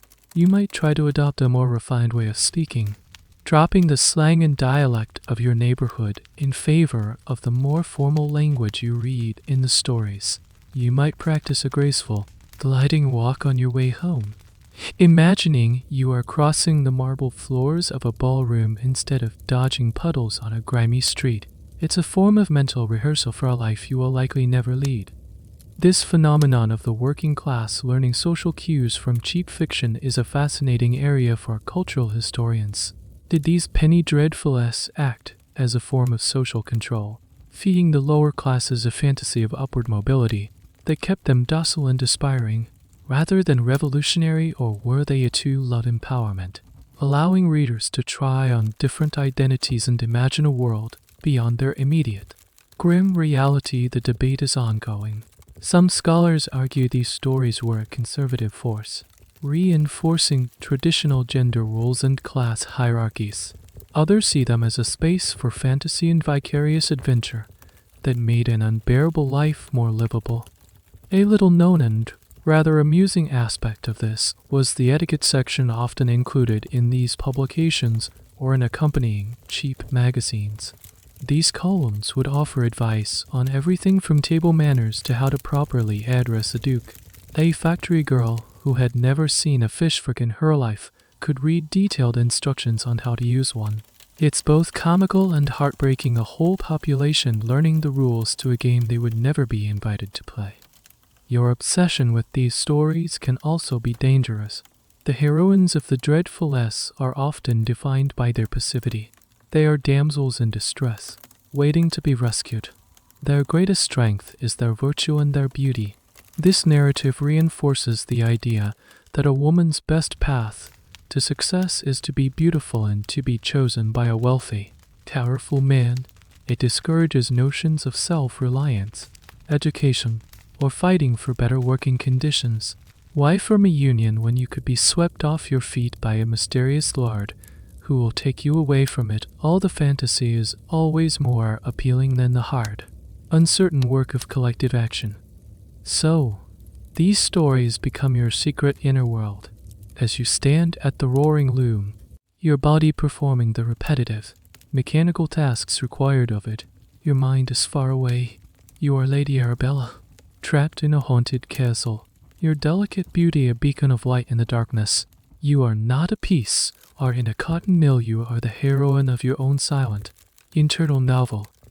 This imaginative escape is a powerful coping mechanism. It protects your mind from the soul-crushing monotony of your labor, but it also deepens the chasm between your reality and your desires. It makes your real life seem even more drab and hopeless by comparison. The heroines of your stories are rewarded for their beauty and passivity. In your life, you are rewarded only for your speed and endurance. The rules are entirely different. As you finish a chapter and blow out the candle, the fictional world of gothic romance fades, and the sounds of the tenement, a baby crying, a man snoring, the rumble of a late-night cart rush back in. The contrast is stark and painful. The penny dreadful has given you a blueprint for beauty and behavior, but it has offered you no practical tools to build that life. It has sold you a dream and left you alone to face the nightmare of the morning. You spend so much time and effort on your appearance, the powdered face, the cinched waist, the carefully hidden hands. But who, exactly, are you doing it for? The simple answer, the one the penny dreadfulest suggests, is that you're doing it for men. You're creating a beautiful package to attract a suitor, hopefully one of a higher station, who can offer you a better life. This is certainly part of the motivation, a pragmatic calculation in a world with few options. But as you stand with a group of other girls during your brief midday break, sharing a piece of bread and exchanging gossip, you become aware of a much more immediate and intense audience, each other. The air is thick with scrutiny. You subtly appraise the other girls. Then you feel their eyes on you, taking in every detail. Has Mary's skin started to break out? Did Jane manage to get a new ribbon for her hair? Is your own whitener starting to streak near your hairline? This is the female gaze. And in many ways, it is more discerning and more critical than any man's. Men might appreciate the overall effect, pale face, the slender figure, but other women know the mechanics behind it. They know the difference between a cheap chalk-based powder and a more expensive lead-based cream. They know how difficult it is to keep a dress clean in a tenement. They can spot the telltale signs of a mended seam or a frayed cuff. They are not just spectators, they are expert judges in a competition you are all forced to enter. This creates a complex dynamic of camaraderie and rivalry. On one hand, there is a deep sense of shared experience. You trade tips and secrets, a new way to set a curl, a rumor of a vendor selling a better cheap rouge, a method for scrubbing out a stubborn stain. This is your collective wisdom, a body of knowledge passed from girl to girl in whispers over the roar of the looms. It's a form of solidarity, a way of helping each other survive the harsh demands of the beauty standard. But on the other hand, there is an undeniable current of competition. If beauty is a currency, then every other woman is your rival. A girl who looks particularly lovely one day can be the source of both admiration and a sharp pang of envy. Her success is a reminder of your own perceived shortcomings. This quiet, intense rivalry could sometimes spill over into open hostility, with girls using gossip and insults as weapons to undermine a competitor's reputation or appearance. Historians and sociologists are still untangling the complexities of this dynamic. Was this female-on-female scrutiny a product of internalized sexism, where women adopted the patriarchal system of judging each other based on appearance? Or was it a more complex social system of its own, a way for women to establish status and hierarchy within their own communities, a realm where men were not the primary audience? The argument is that, for many women, dressing up and looking good was less about attracting a husband and more about asserting their own identity, unearning respect from their female peers. To be considered tasty or stylish by the other girls on your street could be a more immediate and satisfying reward than the vague hope of catching a man's eye. A fascinating and little discussed manifestation of this was the culture of finery. Working class women would often save for weeks or even months to buy a single extravagant item, a brightly colored shawl, a hat with an ostrich feather, or a pair of fancy, impractical boots. They might live in poverty, but they would invest a disproportionate amount of their income in this one piece of finery. From a purely economic standpoint, it was irrational, but from a social one, it made perfect sense. That one spectacular item, worn on a Sunday, was a statement. It was a way to dazzle your rivals and assert your status within your social group. You feel this pressure acutely when you decided to spend your precious coins on the pot of lily white paste. You were thinking, in part, of how it would make your skin look smoother and more even than the other girls' home-made concoctions. There's a small, secret thrill in feeling that you have a slight edge in this endless, exhausting contest. This competition is, of course, a trap. It pits you against the very people who are your natural allies. It distracts you from the real sources of your misery: the low wages, the dangerous working conditions, the systemic inequality. The architects of the industrial system benefited from this infighting. As long as you and the other girls were competing over who had the palest skin or the smallest waist, you weren't banding together to demand an extra shilling an hour or safer machinery. So you exist in the strange duality. You share moments of genuine friendship and support with the other women, huddled together against the cold indifference of the world. And in the very next moment, you are locked in a silent, critical battle, each of you vying for the fleeting, fragile prize of being the most beautiful, the most ladylike, in a room full of sudden desperation. The female gaze is both your comfort and your cage. You continue your regimen of vinegar, hunger, and lead-based powders, all in pursuit of that pale, fragile ideal. One morning, you wake up feeling unusually well. The deep, bone-deep weariness seems to have lifted slightly. You catch your reflection in the cracked mirror and notice something alarming: a faint, rosy color in your cheeks. It's not the hectic, feverish flush of consumption, but a healthy, natural blush. Your first reaction is not relief, but panic. In your world, the visible signs of robust health are a social liability. A rosy complexion, strong limbs, a hearty appetite — these are the hallmarks of the country girl, the agricultural laborer, the lowest rung on the social ladder. They are signs of a life spent outdoors, performing physical labor, and eating simple, filling food.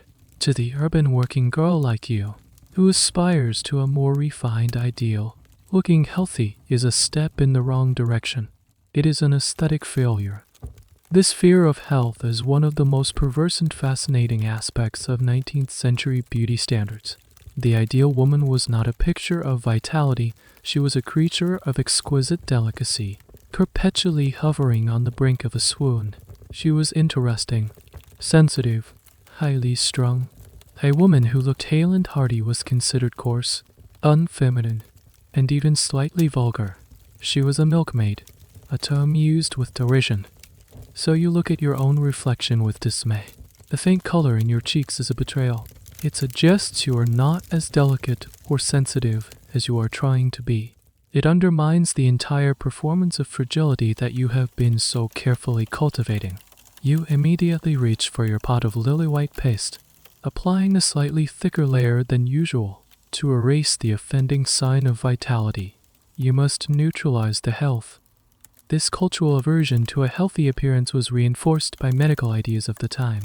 Many doctors believed that women were naturally more delicate and nervous than men. Their bodies and minds ruled by a sensitive and volatile reproductive system. An overly robust or energetic woman was seen as unnatural, almost masculine. The ideal feminine state was one of low energy and placid calm. The debate among historians is whether this cult of female invalidism was a genuine belief or a convenient social fiction. Did the upper classes truly believe that their women were too fragile for physical or mental exertion? Or was it a way to keep them confined to the domestic sphere, away from business, politics, and power by defining the ideal woman as a beautiful, decorative invalid? Society effectively neutralized her as a potential threat to the male-dominated order. A little-known offshoot of this was the suspicion surrounding exercise. While some progressive thinkers began to advocate for gentle exercise for women, like walking, more vigorous activities were seen as highly inappropriate and even dangerous. It was feared that activities like running, jumping, or sports could damage a woman's delicate reproductive organs and make her too masculine. The sight of a woman sweating from exertion would have been considered deeply shocking and unfeminine. Your own daily exercise on the factory floor is, of course, not a choice but a necessity, and its effects on your body's stronger muscles, a tendency to flush, are things you must actively try to conceal. So your life becomes a battle against your own natural resilience. When you feel a surge of energy, you might interpret it as a sign of corsets. When your appetite returns, you fight it as a vulgar weakness. You are in a constant state of self-sabotage, actively working to suppress your body's attempts to be healthy because your culture has taught you that sickness is beautiful. This creates a profound and damaging psychological conflict. Every instinct for self-preservation, to eat when hungry, to rest when tired, to enjoy a feeling of strength, is at odds with your desire for social acceptance and beauty. You have learned to mistrust your own body's signals. Health feels like failure, and illness feels like success. You see this attitude reflected in the way people talk. A girl who faints in church might be spoken of with a kind of gentle admiration for her sensitivity. A girl who can haul 2 buckets of water up the stairs without getting winded might be jokingly called an ox. The language itself reinforces the ideal. You stand back from the mirror, satisfied that the healthy glow has been successfully vanquished under a layer of white lead.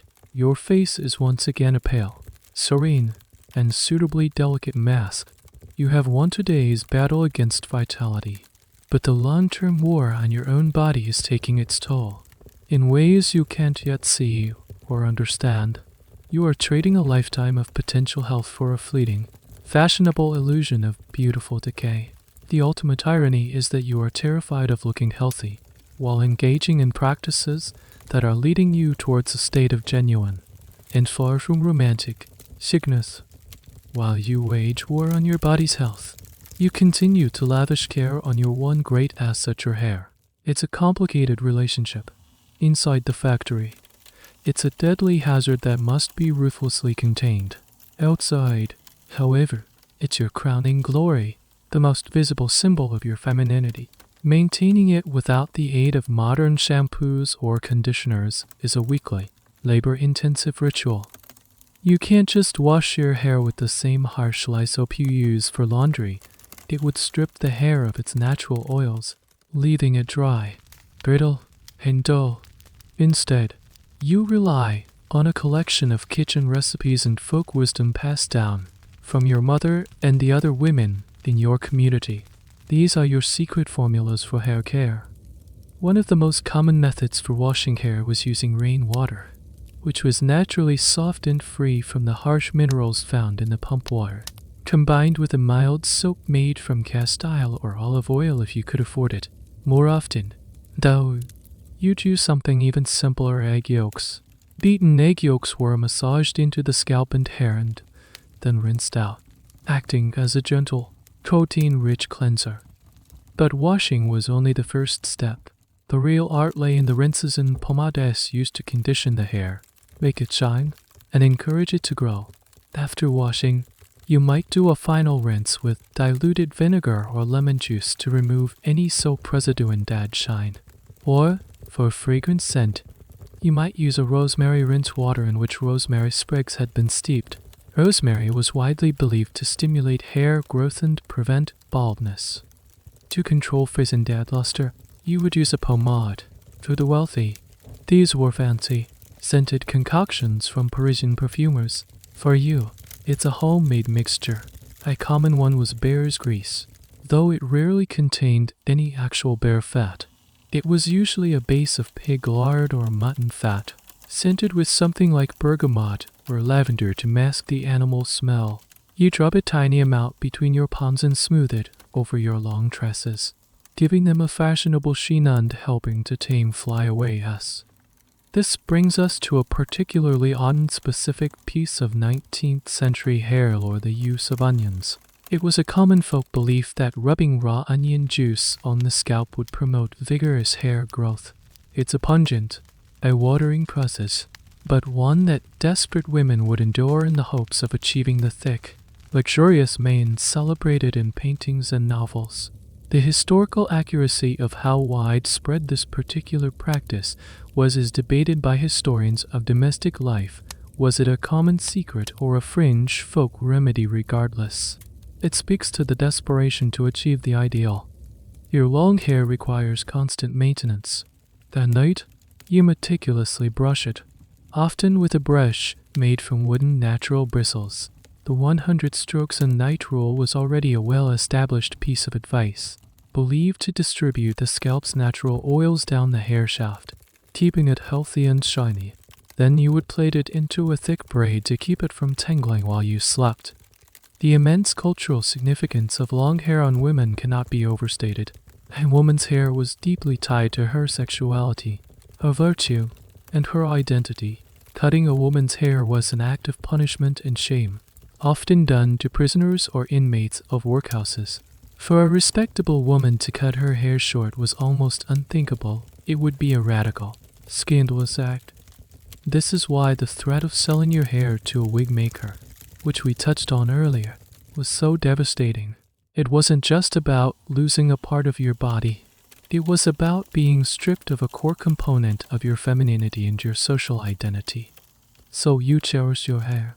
You wash it with eggs, rinse it with herbs, and brush it religiously. It's the one part of your physical self that you can cultivate in a way that feels both healthy and beautiful. A rare intersection in your world. It is a source of genuine pride that doesn't seem to require self-harm aside from the occasional onion treatment. Yet, the paradox remains. This glorious, healthy, beautiful part of you is the very thing that puts you in mortal danger for 14 hours a day, 6 days a week. Every morning, after all your careful tending, you must scrape it back, bind it tightly, and imprison it in a severe bun, hoping and praying that not a single shining strand comes loose to betray you to the machines. Your greatest beauty is also your greatest vulnerability, a perfect metaphor for the precarious balancing act of your entire existence. Your long hair isn't the only fashionable item that doubles as a hidden danger. As you navigate the crowded, filthy streets on your way to the factory, you have to contend with another, more cumbersome hazard: your skirt. The mid-19th century was the age of the crinoline.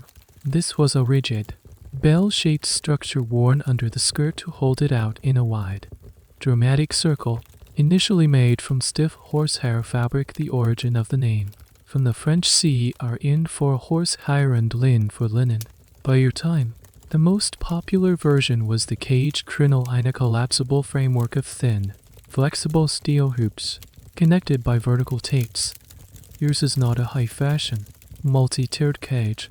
It's likely a more modest, homemade version, perhaps with just a few hoops of stiffened cord or flexible willow branches sewn into your petticoats to achieve the fashionable bell shape. But even a small one dramatically alters your relationship with the space around you. Suddenly, you are 3 feet wide. You have to learn to navigate doorways sideways. Walking on a crowded pavement becomes a logistical nightmare. Your wide skirt bumping into other people, getting caught on market stalls, and threatening to knock over children. You are, in essence, wearing a personal, portable cage. While the crinoline offered a new kind of freedom, it was lighter than the multiple layers of heavy petticoats they replaced and allowed for more freedom of movement for the legs. It brought with it a host of new and unusual dangers. One of the most terrifying and well-documented hazards was fire. The wide circumference of the skirt meant you could easily brush against an open fireplace or a stray ember without realizing it. The light, airy cotton fabrics of the era were highly flammable. Once a crinoline dress caught fire, the cage structure acted like a chimney, funneling air upwards and turning a small spark into an inferno in seconds. Thousands of women died in crinoline-related fire accidents. The famous poet Henry Wadsworth Longfellow's wife died tragically in this manner. But for a factory girl like you, the more immediate threat is machinery. Just like your long hair, a wide skirt was a huge liability near moving parts. It could easily get caught in a spinning shaft or a moving belt, pulling you into the machine with devastating consequences. This is why many factory women opted for more practical, narrower skirts for work. But the pressure to maintain a fashionable silhouette even on the factory floor was immense.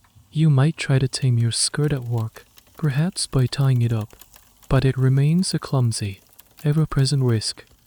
There are other, less deadly but equally mortifying dangers. A strong gust of wind could catch your crinoline like a sail, lifting it up and exposing your legs and undergarments to the world. A moment of deep shame in a society obsessed with modesty. There are countless satirical cartoons from the period gleefully depicting these moments. Historians and fashion theorists have long debated the meaning of the crinoline. Was it a symbol of female empowerment, a way for women to literally take up more space in the world, asserting their presence in a patriarchal society, or was it the opposite, a form of restriction? A cage that limited a woman's mobility and reinforced her role as a decorative object, too cumbersome for any serious activity. The argument for it being a cage is compelling. It made simple actions like sitting down on a small chair, getting into a carriage, or even giving someone a hug incredibly awkward. But the counter-argument is that women of all classes enthusiastically adopted the crinoline. It was one of the first truly mass-market fashions, worn by queens and factory girls alike. For many women, it may have felt liberating and stylish. A little-known and rather bizarre hazard associated with the crinoline was shoplifting. The vast, hollow space under the skirt provided a convenient and capacious hiding place for stolen goods.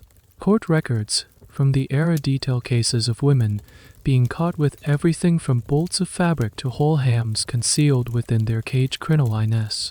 It became such a problem that some shopkeepers installed mirrors near the floor to try and thwart these crinoline criminals. As you walk to work, you hold your skirt gathered in one hand to keep it from dragging in the mud and filth of the street. It's an awkward, tiring way to walk. You are constantly aware of the space you occupy, constantly managing this unwieldy extension of your body. Like the corset, the crinoline imposes an artificial shape on you. It separates you from the world, creating a rigid barrier between you and your environment. And like so many of your beauty practices, it is a paradox. It's a symbol of fashionable femininity that is also profoundly impractical and dangerous. It is both a source of pride and a constant, low-grade source of anxiety. You are trapped within the very architecture that you believe makes you beautiful. Amidst the chorus of fashion magazines and penny dreadfuls telling you to be pale, thin, and fragile, a few dissenting voices are beginning to emerge. They come from an unlikely source, the medical community. A growing number of doctors, hygienists, and social reformers are starting to publicly challenge the dangerous beauty standards of the day. You might encounter their ideas in a public health pamphlet, or perhaps in a newspaper article read aloud by a literate man in a pub. The language is scientific and alarming, a stark contrast to the flowery, romantic prose you're used to. These doctors are not talking about beauty, they are talking about anatomy, physiology, and poison. Their primary target is the corset. They publish articles in medical journals like The Lancet, complete with detailed, often gruesome, anatomical illustrations. These diagrams show ribs deformed into unnatural shapes, livers and stomachs pushed down into the abdomen, and lungs so compressed they can't possibly function properly.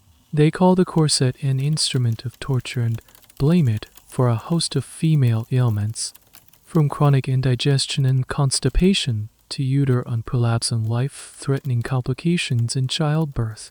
They argue that women are crippling themselves for the sake of a fleeting, artificial shape. Their second great enemy is the cosmetics you so prize. These doctors are chemists as well as physicians. They analyze the popular creams and powders sold on the street and in fancy shops, and they publish their findings. They issue stark warnings about the plum-ism, or lead poisoning, caused by complexion whiteners. They describe the symptoms in cold, clinical detail: the paralysis, the excruciating cold, the tremors, the terrifying mental decline. They expose the rouge pots for containing mercury, and the hair dyes for containing silver nitrate, all toxic substances that are being absorbed directly into the body. These medical warnings are the first cracks in the foundation of the 19th century beauty ideal. They represent a new way of thinking about the female body not as a decorative object, but as a biological organism subject to scientific laws.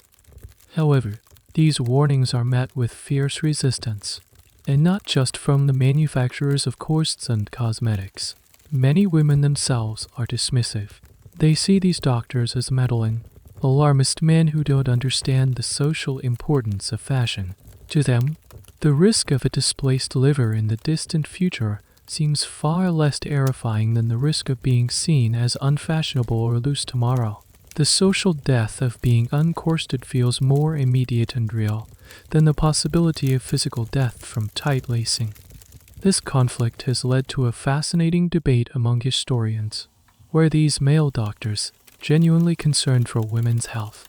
Or was this medical misogyny in a new guise? Some feminist historians argue that the anti-corset movement was just another way for men to control women's bodies.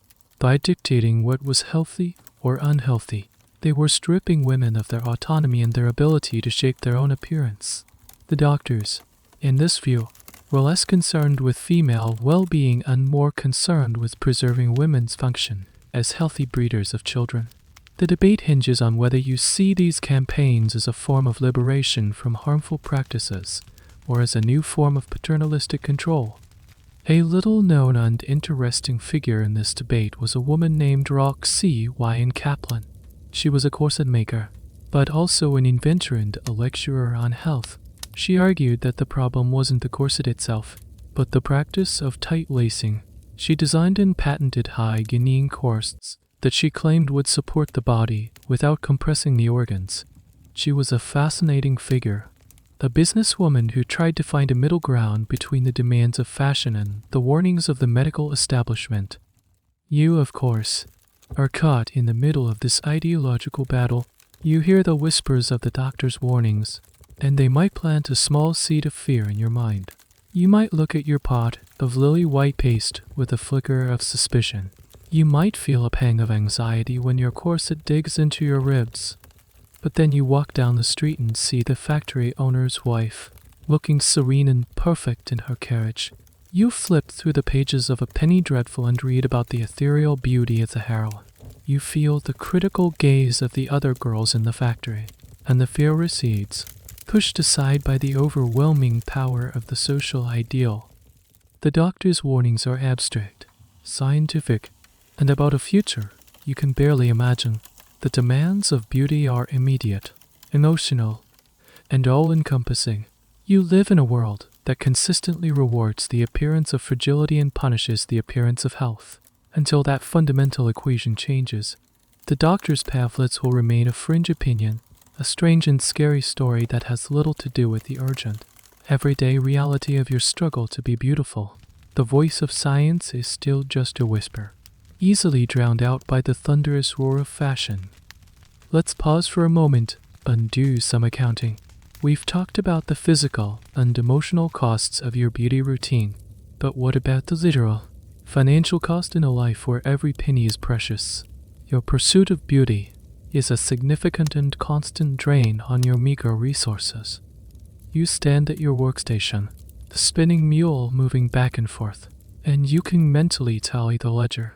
Your weekly wage for a grueling 70-hour week might be around 10 shillings. If you're lucky, this is not a living wage, it's a survival wage.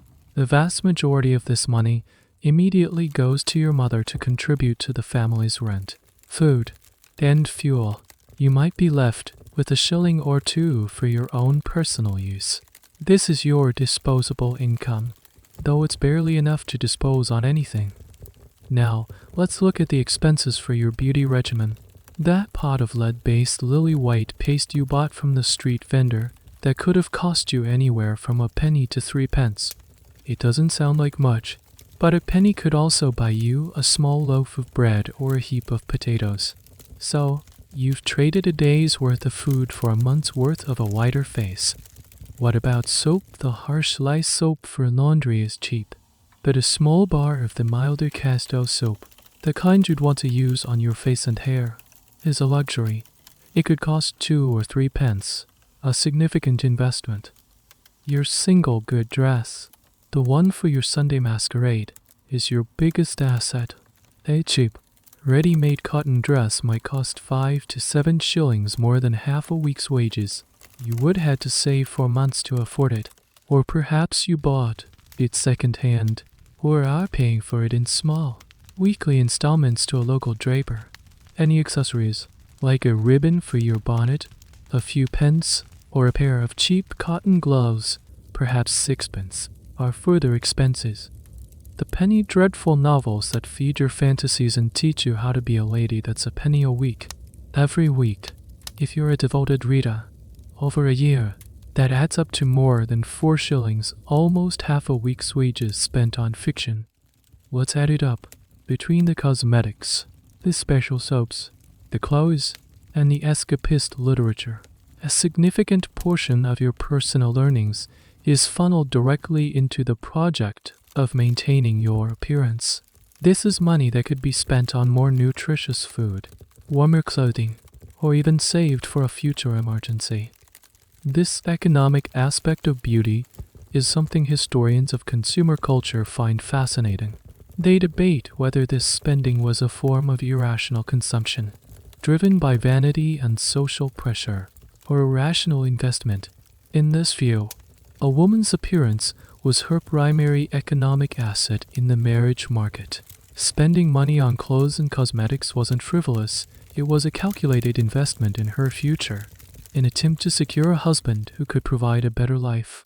The new dress or the pot of face cream was, in a sense, a business expense. A little known but telling detail is the rise of the draper's tallyman.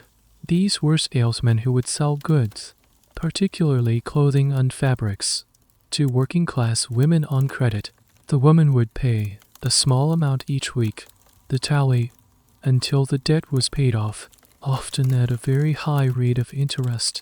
These tallymen were controversial figures, seen by some as providing unnecessary service, and by others as preying on the vanity of poor women, trapping them in a cycle of debt. The fact that so many women were willing to enter into these arrangements shows how desperately they wanted to keep up with fashion. The cost is not just in money, but in time and labor. The hours you spend on Saturday night doing laundry, the time spent mending your dress, the nightly rituals of applying creams or brushing your hair, this is all unpaid beauty work. It's an extra shift you have to put in after your 14-hour day at the factory.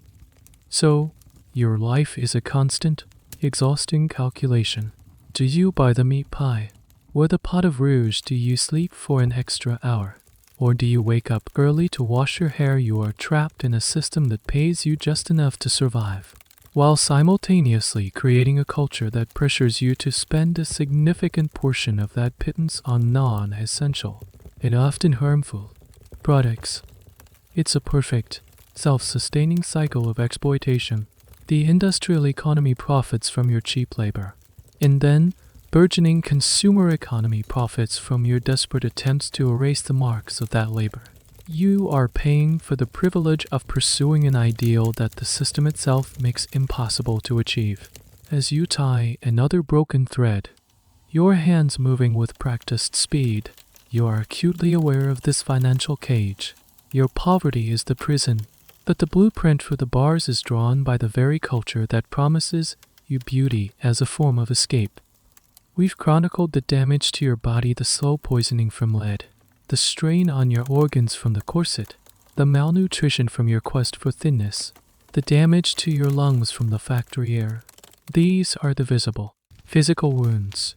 But there is another, deeper kind of injury being inflicted, the invisible scars on your mind.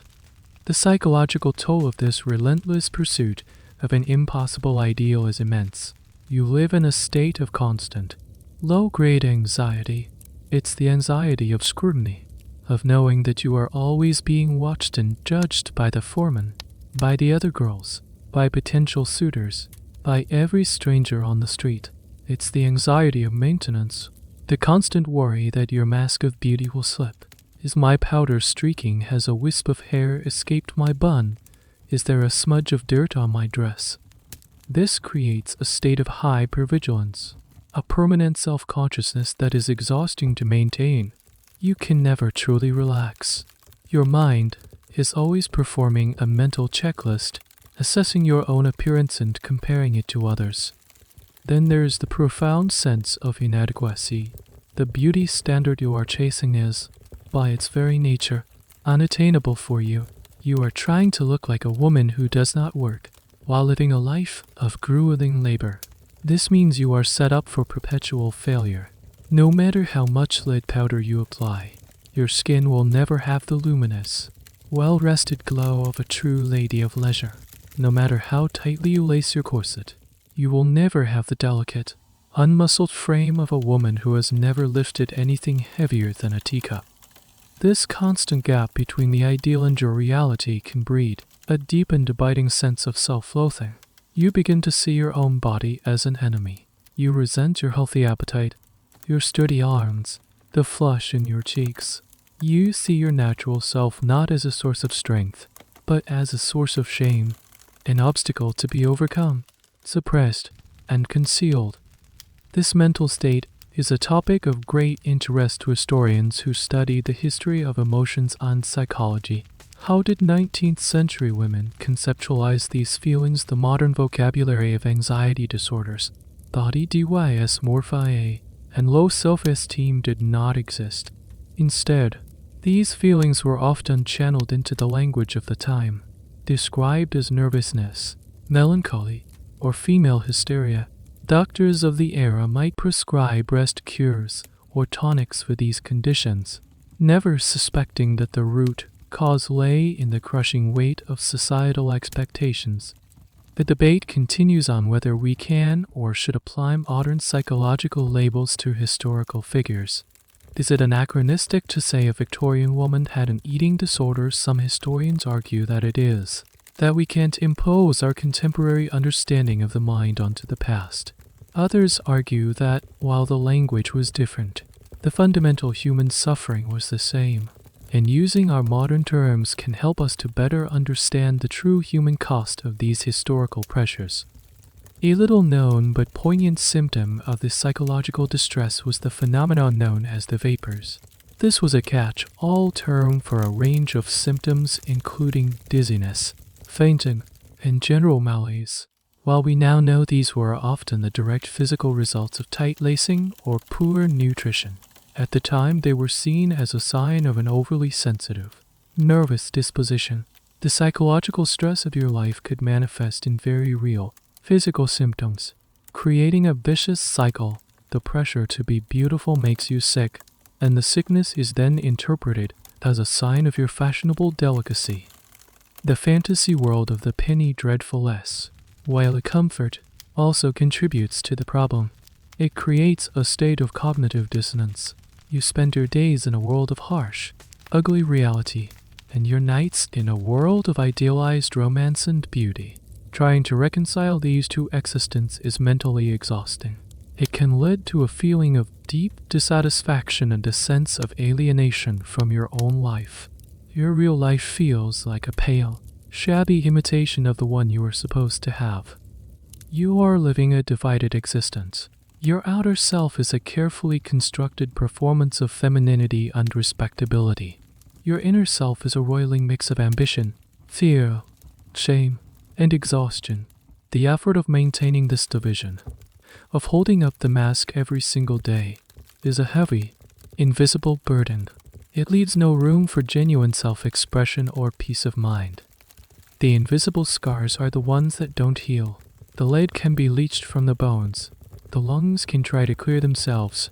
But the psychological damage, the deeply ingrained belief that you are fundamentally flawed and must be constantly corrected and concealed, is the most lasting legacy of this cruel education in beauty. It's a wound that you carry in the quietest, most private parts of your soul. For years, your life has been governed by this singular, oppressive ideal of fragile, pale, and passive beauty.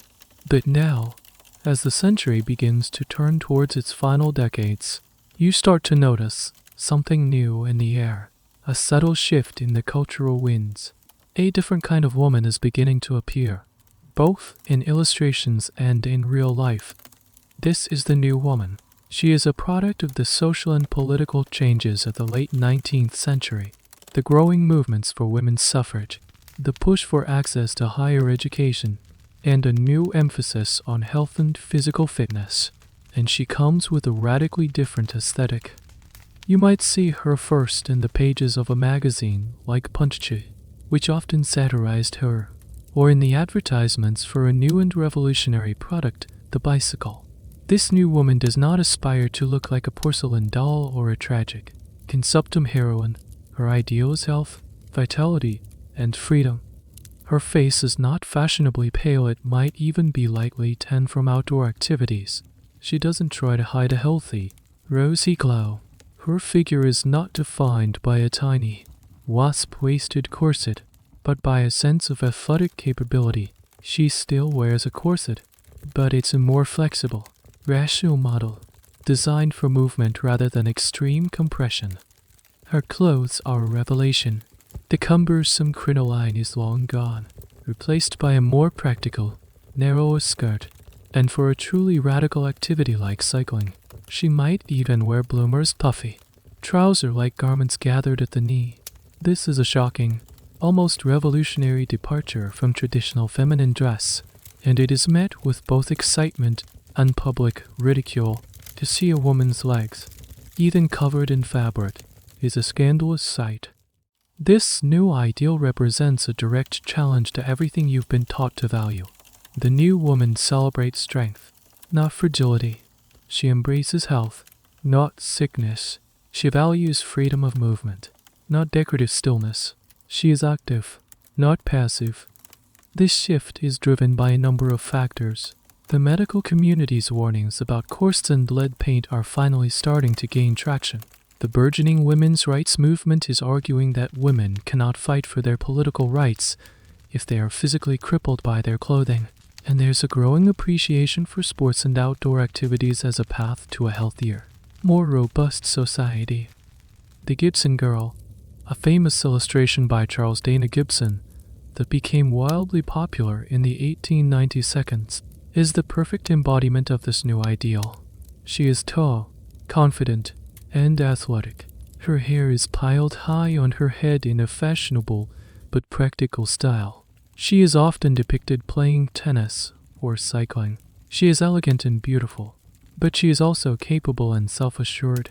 She is nobody's victim. This emerging ideal creates a deep conflict for you and your generation, who are caught between the old world and the new. You have spent your entire life and your meager resources trying to achieve the pale, fragile look. You have starved yourself, poisoned yourself, and contorted your body. And now, society is beginning to tell you that this look is old-fashioned, unhealthy, and even ugly. The very things you cultivated your palate. Your tiny waists are starting to be seen as signs of weakness and decay, not beauty. The historical debate here centers on the class dimensions of this new ideal. Was the new woman an aspirational figure for all women? Or was she primarily an upper and middle class phenomenon? The ability to play tennis or go cycling required a level of leisure time and disposable income that was utterly inaccessible to a factory girl like you. For you, Exercise is not a recreational choice, it's 14 hours of grueling labor. Your body is a tool for production, not a vehicle for leisure. There's a sad irony in this. For years, you have tried to imitate the appearance of the upper-class lady of leisure. Now, that same upper-class woman is adopting an aesthetic of activity and vitality, an aesthetic that your working body naturally possesses, but that you have been taught to suppress and despise. The healthy glow you tried to cover with lead powder is now becoming fashionable. The strength in your limbs is now something to be celebrated, not hidden. The goalposts have moved, and you are left stranded. You might look at an illustration of a confident Gibson girl on her bicycle and feel a confusing mix of emotions. There is admiration, perhaps even a spark of hope for a future where women can be both beautiful and strong. But there is also a profound sense of bitterness and loss. You have sacrificed your health, your money, and your well-being in service of an ideal that is now being discarded. You are a living relic of a dying aesthetic, your body a testament to a cruel and arbitrary set of rules that are already starting to seem absurd. The seeds of a new kind of beauty have been planted, one that will blossom in the 20th century. But for you, standing on the cusp of this change, it feels less like a liberation and more like a final, cruel joke. You have played the game so hardened for so long, only to find out at the end that the rules have changed completely. One Sunday, you find yourself in a part of the city you rarely visit, perhaps accompanying your mother to see a distant relative. On a busy street corner, a photographer has set up a small, temporary studio for a few pence. He offers to capture a person's likeness with his miraculous box camera, producing a small, stiff card-mounted photograph called a carte de visite. These are becoming wildly popular, a way for ordinary people to have their portrait made, a privilege once reserved for the wealthy who could afford to commission a painting. After much debate, your mother decides to spend the precious pennies. It is a momentous occasion, a chance to fix your family's image in time. You pose stiffly against a painted backdrop of a grand garden, a stark and comical contrast to your real lives. You are wearing your Sunday best, your face carefully powdered, your expression solemn and self-conscious for the camera's unblinking eye. The photographer disappears under a black cloth. There is a flash of chemical light, and the moment is captured. Now, let's step out of your shoes for a moment. Let's travel forward in time, more than a century and a half, to the present day. I am holding a photograph, a real antique carte de visite that I found in a dusty corner of a market. The card is faded to a pale sepia. The corner is soft and rounded with age, and on it, there is a portrait of a young woman. Maybe it's you. She stands awkwardly, her body held rigid by the corset you can't see. Her dress is her Sunday best, the fabric a little worn, the fit not quite perfect. Her hands are hidden, perhaps holding a small, borrowed book is a proud. Her hair is parted in the center and pulled back tightly, emphasizing the shape of her face. And her face, that is where the entire story is written. The first thing you notice is the pallor. Even in the monochrome photograph, her skin looks unnaturally white, lacking in texture and depth. It's the result of the lead powder you so carefully applied. It makes her face look like a flat, emotionless mask. But look closer. Look into her eyes. This is where the mask fails. Her eyes are not serene or delicate. They are large and dark and startlingly direct. They hold an expression that is difficult to read, but it is not the gentle passivity of a penny-dreadful heroine. It's a look of profound, soul-deep weariness. It's the exhaustion of the 14-hour workday, of the constant hunger, of the endless, grinding struggle. But there is something else there, too. A flicker of defiance, a hint of pride. She is meeting the camera's gaze head-on. She is here. She has survived. She has put on her best dress and powdered her face and disclaiming her right to be seen, to be recorded, to exist. She is both a victim of her era's cruel standards and a quiet, stubborn rebel against the forces that would render her invisible. This is the power of these old photographs. They collapse time, allowing us to look directly into the eyes of the past. and they often contradict the narratives we've built. We read about the delicate Victorian flower, but the faces that stare back at us from these old cards are often tough, resilient, and marked by hardship. The historical debate around interpreting old photographs is complex. Can we truly read the emotions of people from a different era, with different cultural codes for expression? Posing for a photograph in your time was a serious, lengthy process. You had to hold still for a long time, often with your head held in a metal brace to prevent blurring. A solemn, unsmiling expression was the norm, not because people were unhappy, but because it was easier to hold than a smile, and it was considered more dignified.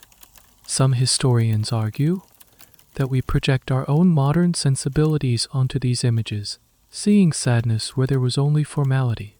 Others contend that despite the formal constraints of the medium, a person's life experience is inevitably etched onto their face. Then we can, with careful observation, catch glimpses of the truth.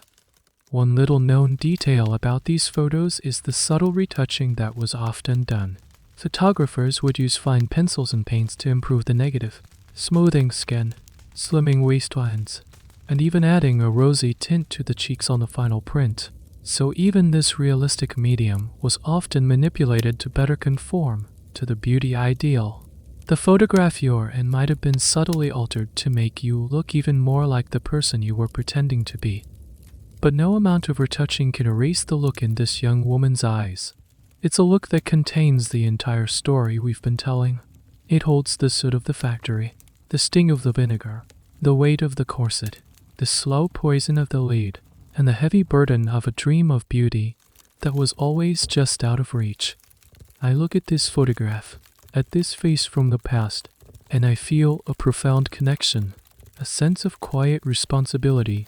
I see not a historical artifact, but a person, a young woman who lived and breathed, unhoped and struggled, and in her gaze, I see the silent, powerful question that has haunted our entire journey. Was it worth it? The whistle blows one last time, not for the end of the day, but for the end of an era. The world is changing. The smoke from the great factory chimneys is beginning, just slightly, to thin as new technologies and new sources of power emerge. The 19th century, with its brutal logics and its cruel aesthetics, is breathing its last. You are older now.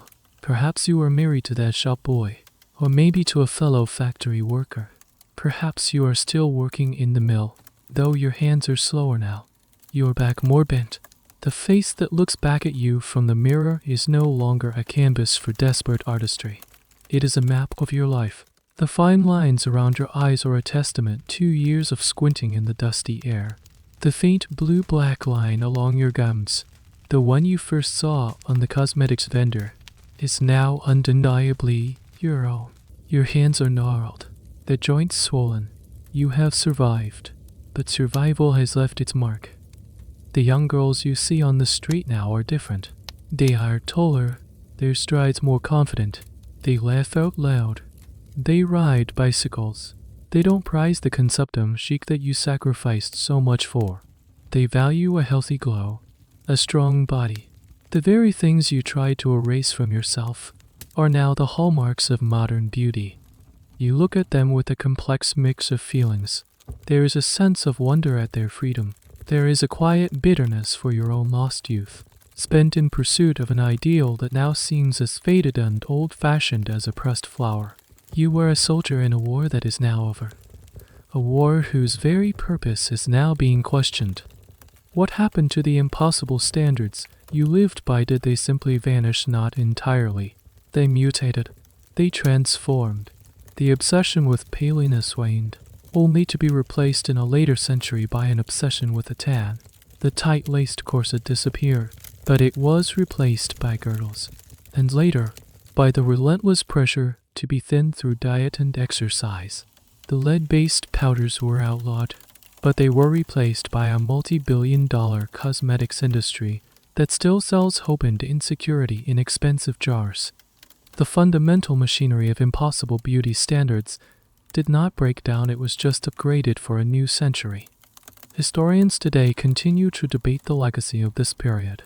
Was the Industrial Revolution the great liberator of women, pulling them out of the home and into the paid workforce, setting the stage for future economic and political independence, or was it a period of unprecedented exploitation, where women were valued only for their cheap labor and their ability to conform to an oppressive physical ideal? The truth, there's a messy, uncomfortable combination of both. You gained a small measure of economic independence, but the price was your health, your safety, and your peace of mind. One of the most enduring legacies of your time is the one we are least aware of. It's the deeply ingrained idea that a woman's body is a project, something to be constantly managed, improved, and disciplined. It's the belief that your natural self is not quite good enough, that you must always be striving towards an external, culturally defined ideal. This idea was forged in the spoken grime of your world, and it has proven to be one of the most resilient products of the industrial age. So as we stand here, at the end of our journey, we look back at you. We see you, not as a one-dimensional victim, but as a complex human being who made difficult choices in an impossible world. You were a survivor, the performer, an artist of sorts, using chalk and soot and poison to paint a life for yourself that was better than the one you were given. You fought your battles in front of a cracked mirror, in the roaring din of the factory, and in the silent, hopeful queues on a Sunday morning. Your story is a quiet one. It's not a story of great battles or political triumphs. It's a story written in faint scars and faded photographs. But it is a story that matters. It's a reminder that behind the grand sweep of history, there are always individual human hearts, hoping, struggling, and dreaming. It's a reminder of the profound human cost of the things we call progress and beauty, and it's a quiet whisper from the past, asking us to look in our own mirrors and to question the ideals that we, in our own time, are still chasing. And so, our journey through the soot and shadows of the past comes to a gentle close. The roar of the loons fades away, replaced by a soft, quiet hum. The flickering gas lights dissolve into a warm, gentle glow behind your closed eyelids. You can feel the weight of the day, the weight of the story, beginning to lift from your shoulders, leaving you feeling lighter, drifting. Imagine the rough straw mattress beneath you slowly softening, becoming a cloud. The cold, damp air of the tenement room warms into a comforting embrace. All the anxieties, the struggles for a beauty that was never truly yours, all the sharp edges of that hard world are smoothing out now, blurring into the soft focus of a dream. You are no longer on those grimy cobblestone streets. You are floating in a quiet, peaceful space, a place of deep rest where no factory whistle can reach you. The story is over, and now there is only stillness. There is only the gentle rhythm of your own breathing, slow and steady, pulling you deeper and deeper into the welcoming quiet of the night.